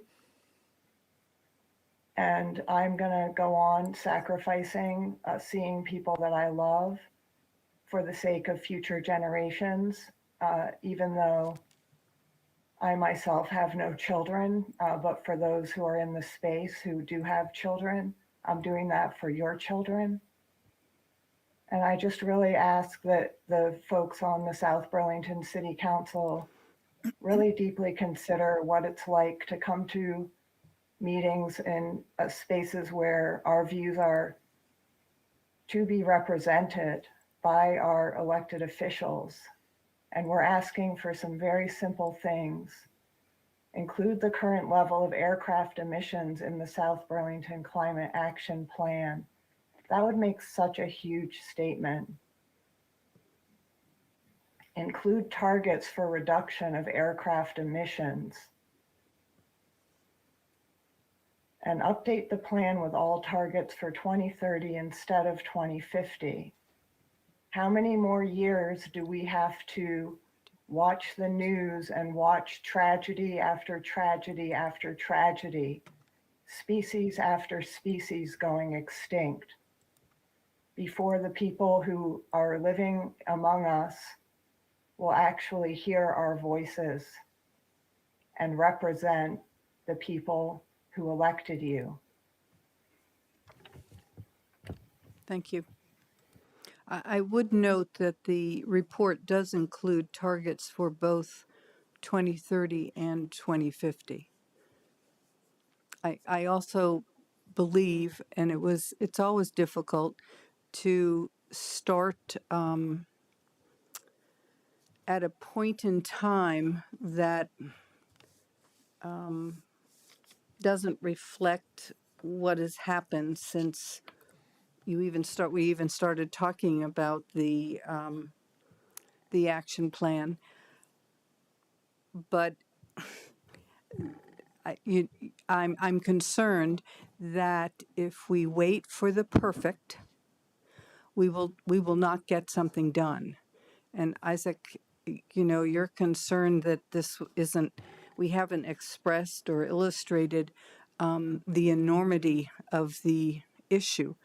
And in many ways, I agree with you, because you can't open a newspaper or listen to the news at night without a new finding about another chunk of an iceberg that is broken off, or permafrost that is no longer frozen, in an area where we have no control over, but is impacting the whole world. But I am convinced that we need to move forward. And as imperfect as perhaps some of these goals are, I think this is a document will be a living document. It will change over time as new opportunities for reducing,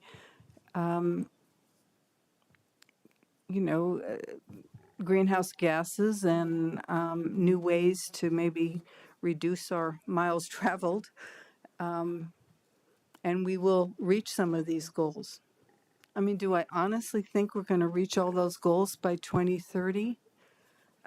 It's hard to imagine, because it's a lot of electric cars to be bought by a lot of people that don't have money to buy electric cars.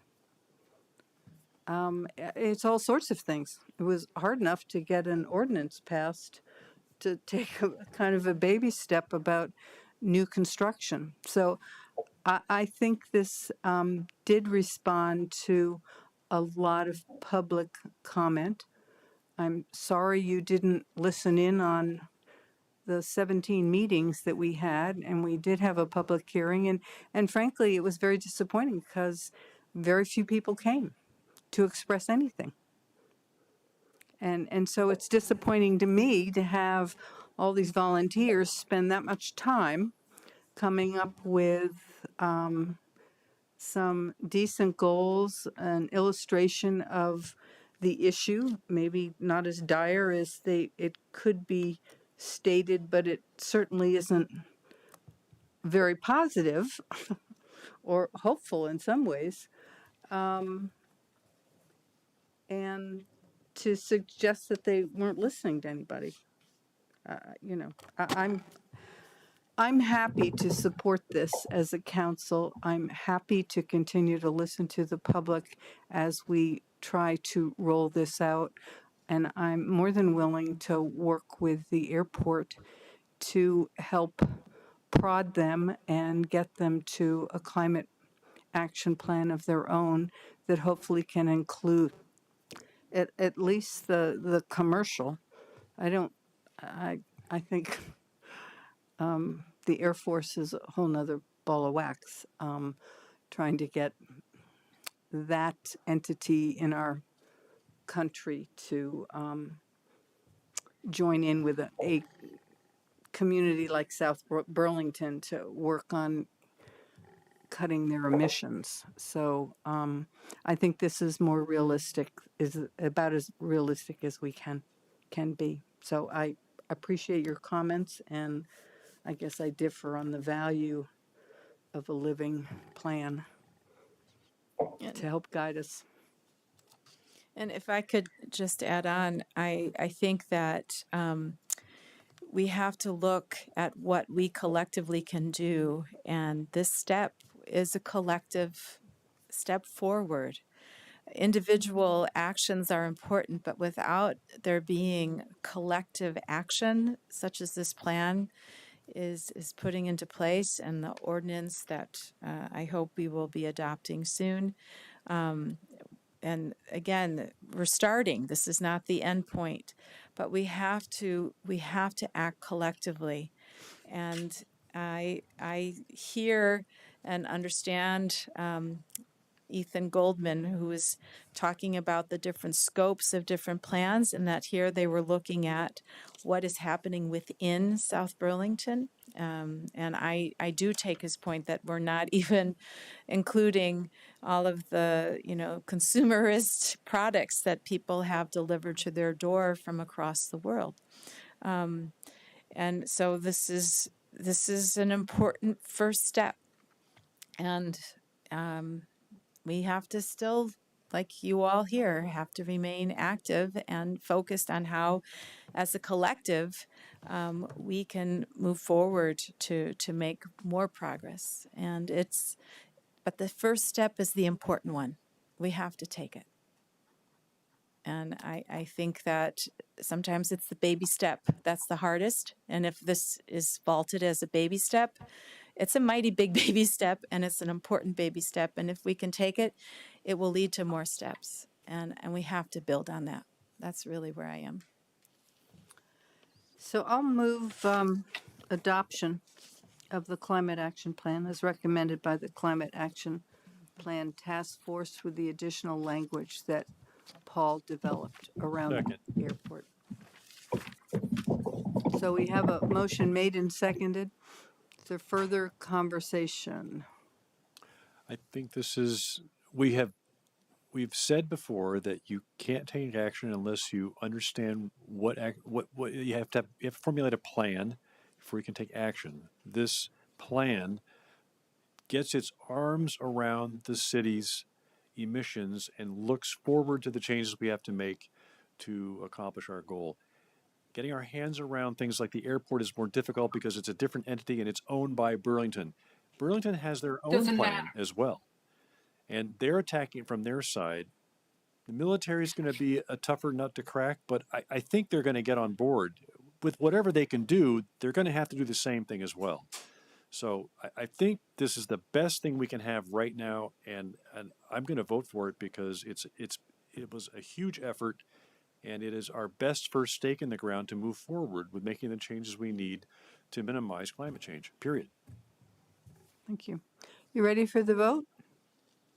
Okay, all those in favor, please signify by saying aye. Aye. Aye. Aye. So that's 4-0. Thank you.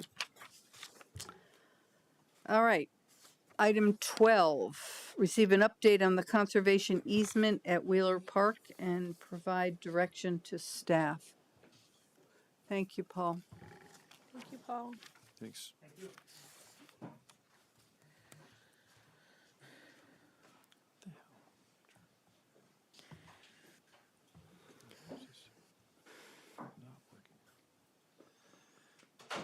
Well, I have to say yay.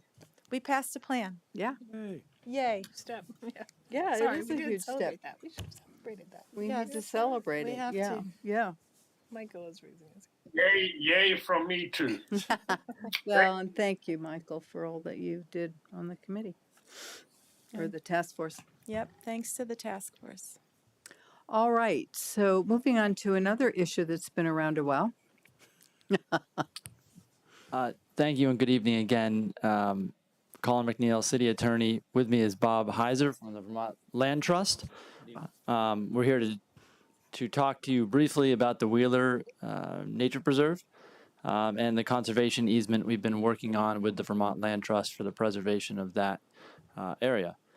In talking with, back in 2021, we entered an MOU with the Vermont Land Trust where we were contemplating entering a conservation easement with them, turning it over to them for stewardship and preservation.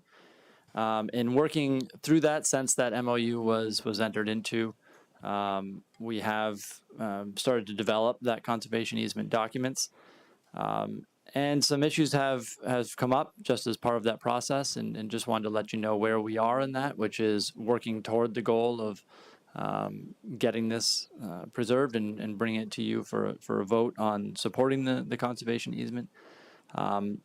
But some of the issues that have been raised were when the Vermont Land Trust was looking at the parcel itself. It was observed that the what has been delineated as the homestead area, which is where the house is, the dog park, etc. A better boundary line than what was originally roughly proposed with the MOU that delineated a 10-acre homestead area. A better boundary line identified an 11.5 acre area. And so we wanted to come before you to make sure that that was okay moving forward. The other component that the Land Trust has identified is to really get your input and have a discussion on whether what we'll call the leg or the panhandle of the Wheeler Nature Park, the approximately 21 acres that was acquired from Jam Golf in a settlement, should be included in the conservation easement. And I can have Bob speak to that a little bit, but there's been some concerns about encroachments on that property, and that you'll see just on the map that was provided in your packet, the line isn't a straight line; it is kind of jagged.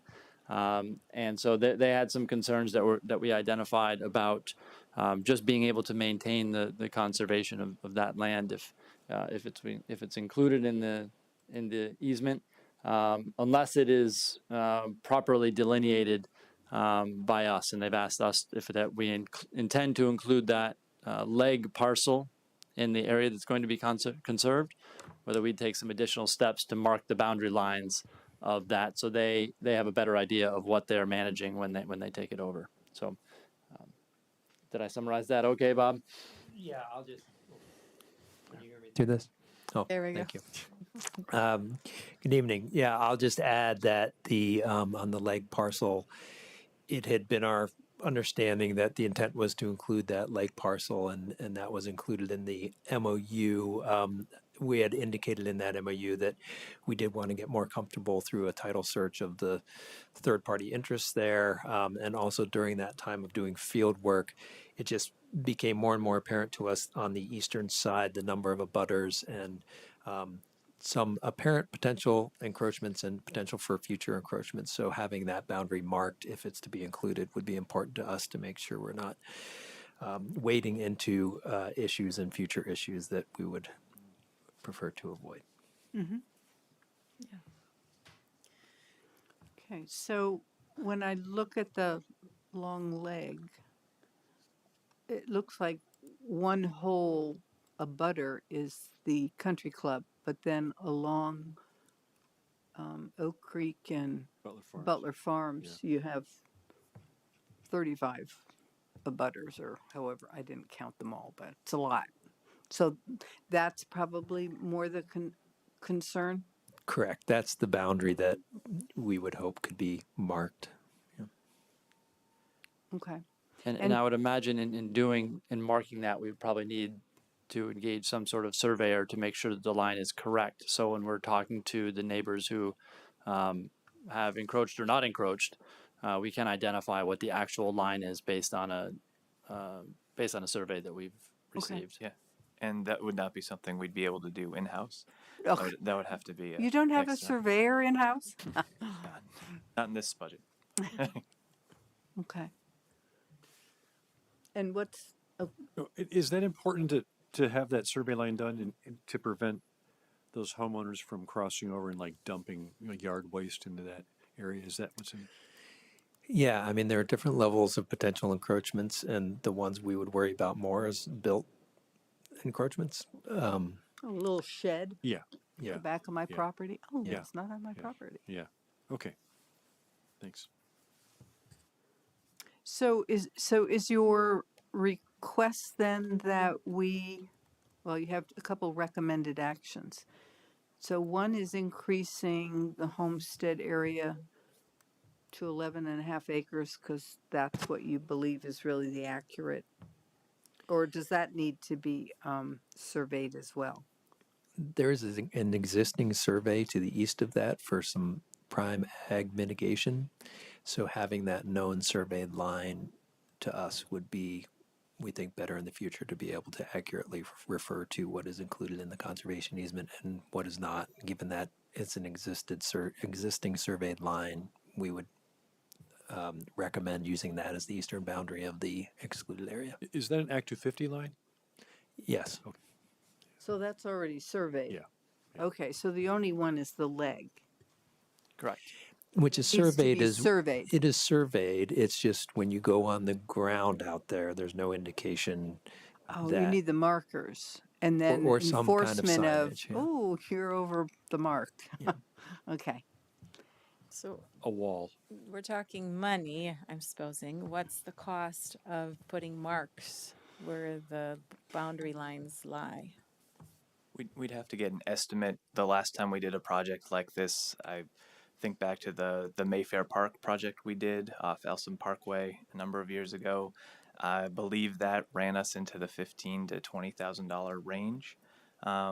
Currently, both the stewardship fund and the initial amount that VLT has asked for here is about, correct me if I'm wrong, Colin, about 40 to 45,000.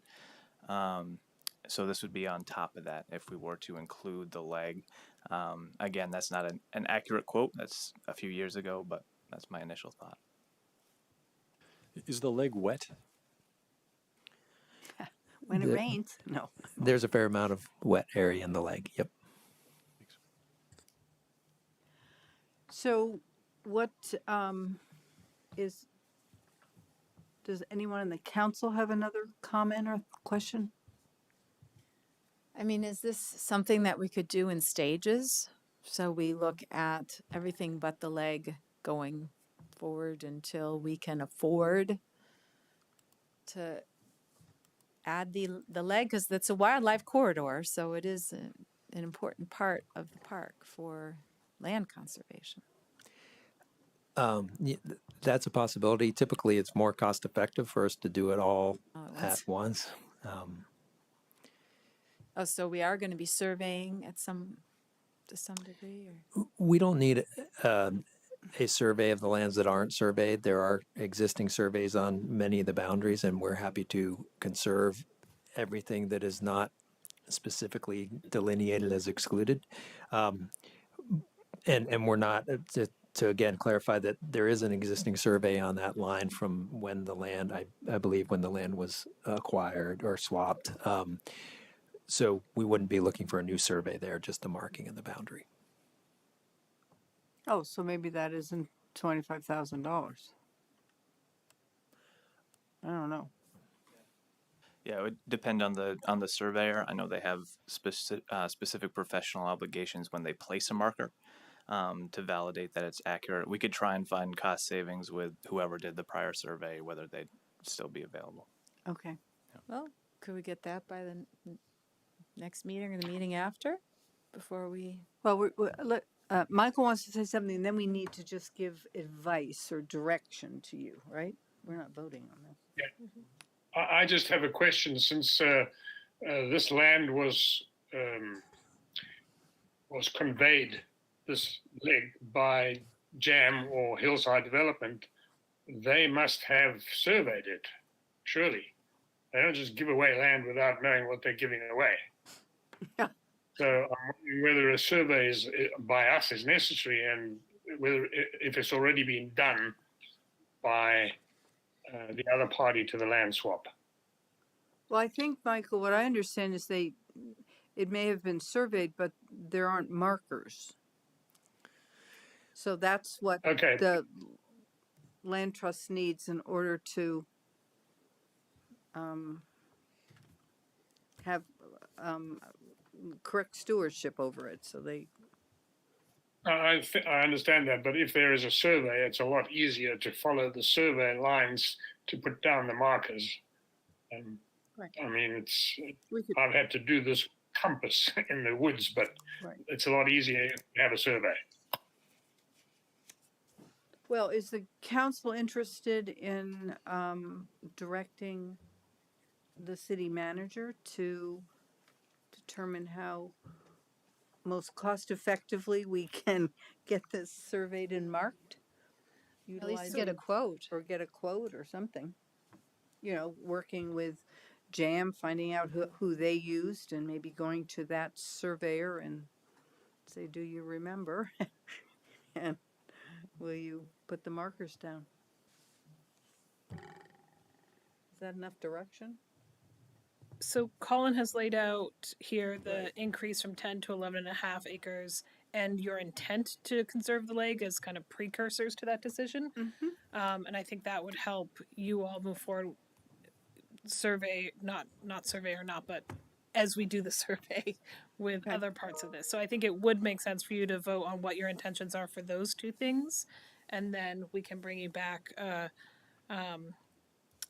cost estimate and contract for a survey at a future meeting. Is that Yeah, right? that is correct, and I think ultimately what we're asking for is, what are these final documents going to look like? We need to delineate what the acreage is of what's being conserved, and that's going to have to be included in the conservation. So before we set it for, we have to go through a process as we're essentially conveying municipal land. We have to go through a statutory process, but before we do that, we have to identify exactly what we are conveying. Okay. And so it would just be what it sounds like is, yes, you'd like us to go forward with getting a cost to see how much it would cost to set up those boundaries, and then report back to you with that. And if that's at a reasonable cost, then you would then at that point consider whether we'll include the leg or not in the conveyance. So I think Excuse me, Colin, the leg has to be included. It's part of the obligation that the city promised the voters. But this, I don't think we have an option to exclude it. the suggestion I made was to do stages. And I understand that it's more cost effective to do it all at once, but sometimes spacing it out is just more doable. Well, so I guess one of the questions, the first one is, do we agree with the increase of the homestead area? Yes. From 10 acres to 11.5? Yes. Tom? Are you okay? All right. So I guess we agree on that.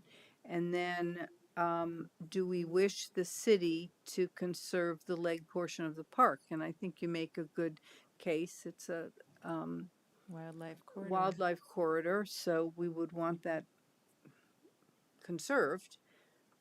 And so, is there any concern from anyone else about including that as part of the parcel for conservation? I mean, ideally, I'd like to see it conserved. Practically, the only human incursion into that is by the bike path that comes over from Old Cross Road. I know that there is a bit of a walking path that comes off of the Butler Farm path that leads into it, where in the wintertime people have created their own little path that goes across the green that hits and connects into the golf cart path.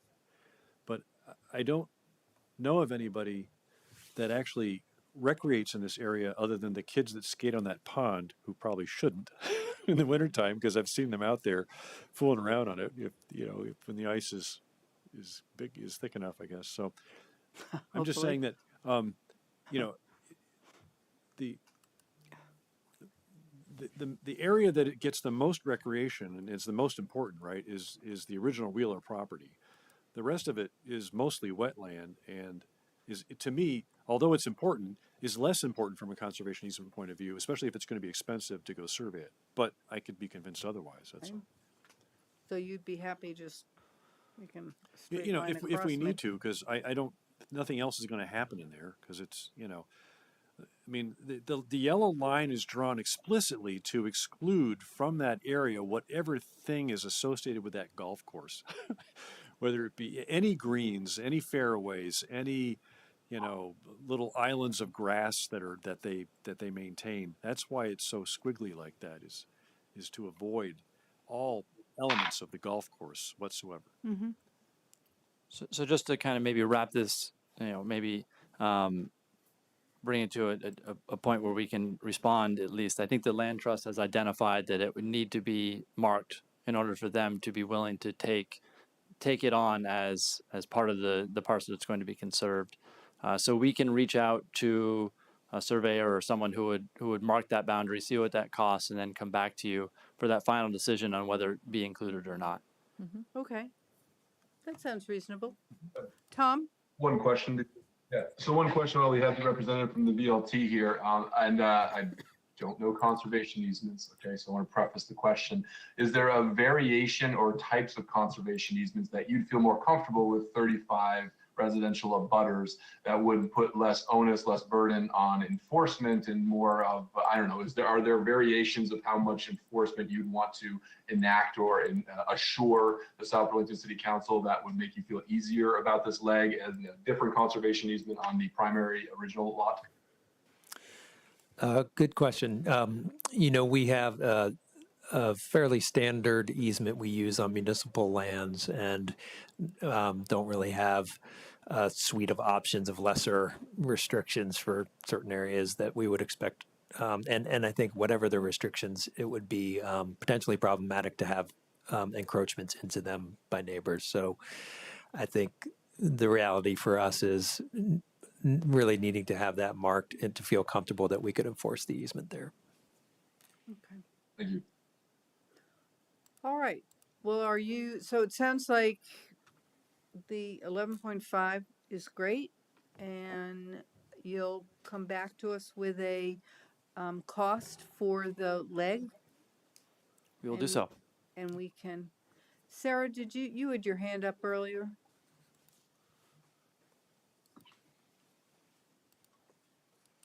I certainly approve of moving forward in the way you're going with this. I just had the question, are there encroachments from private owners now? Little sheds or whatnots back there on the east side. I mean, it seems to me that it's really important. We do have an obligation to the voters to conserve that dog leg. And I understand it needs to be done in the right way to satisfy the VLT. And I would say the sooner the better. I mean, as part of this package, this whole matter has languished for 11 years already. And we promised the voters it would be done in 6 months. So, I mean, there's that. But I'm just saying, you know, the sooner it's defined to any neighbors who put a shed that, you know, we're formalizing this now and you really have to take this down or don't build anything more or whatever. I think we need to get that slate cleaned and start in the right way with this whole thing. Okay, thank you. Yes. So I can answer part of that question. Bob and I and Ashley walked the property a little over a year ago. I think it was last summer. And the best we can tell, there are probably two to three very obvious encroachments currently by property owners. So that will be a conversation that we'll need to have if we move forward. Some of it's just, it's just mowed lawns, fire pits, those types of things that we were seeing. I don't remember any structures, but we have someone who's willing to enforce that. That's right, but you need to know exactly what you're enforcing. So it sounds like we have given you enough direction. Yep. Okay, Michael, last comment. I had a question about the 11.5 acres, whether that includes, obviously it includes the dog park. The dog park was originally slated to be 2 acres, and then it was 1.76 acres. I've heard now that it's now down to 1 acre. Is that correct? Oh man, I can't remember, but it's down. But we're working on changing fences and extending it. So it's not a fait accompli. Back to the 1.76, which it should be. Okay. All right. So you have what you need. Thank you very much. Thank you. Thank you. Thank you. Don't they need a motion on items 1 to 3? No, we are just giving direction to, we agreed that to change the homestead, and it sounds like we would like to have the leg conserved, but we want to find out before that's finalized, the cost of the survey. So that. Understood. And we'll be back to you as soon as we have that information. Great. Hopefully it's next meeting. If it might be later if we just Okay. don't have it. Super. Thank you very much. Yep. Thank you. Okay, is there any other business? Yes. The editor of the other paper was hoping that we would start up our counselor corners again. So I wanted to bring that to people's attention. Okay. Would people like to send me a month that they want to do? January. So Tim will do January. Okay. When is the next PAC meeting, Andrew? November? It's coming up the end of October. End of October. Okay. Yep. So that'd be good. January. Okay, so Tim will Or do. no, December. I'll do Oh, December. December. Yeah, because I'll probably want to write about the pension. Okay, okay. I really can't do the next month because I'm going to be gone for a good portion of it. Someone want to do October? Matt Coda does. Matt. Yeah, send him up. If he's not here, send him up. Has he written just one? Yeah, he hasn't written very many. If this is good practice. I'll find out if he can do October. I'll do November. Tom, you need to do January. That's your grand finale. I'm going to advocate for a pool, but okay. Well, you can do February, and it really is the blast off. But which do you want, January or February? But is that a negative franking? I can give you a lot of bond vote language in either of those months. Either or, I don't care. Well, you get a choice, sweetheart. Just take something. The other paper has a policy against franking, but this is inverted franking, Yeah. right? So okay. So why don't you do January? And I'll do February. I see a cat. Is that okay? Yeah. And Megan will do February. Okay.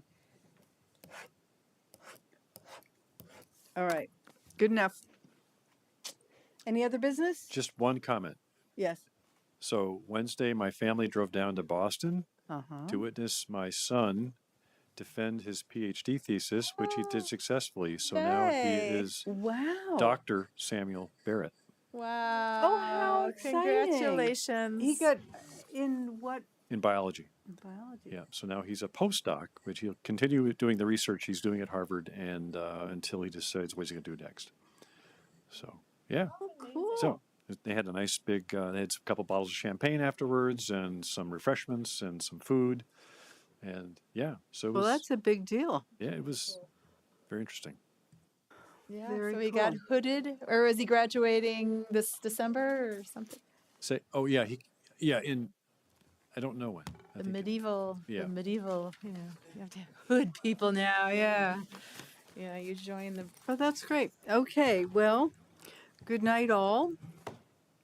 Good night to I you. won't be here at the next meeting, but I will be at the following one. Happy anniversary. Thank you.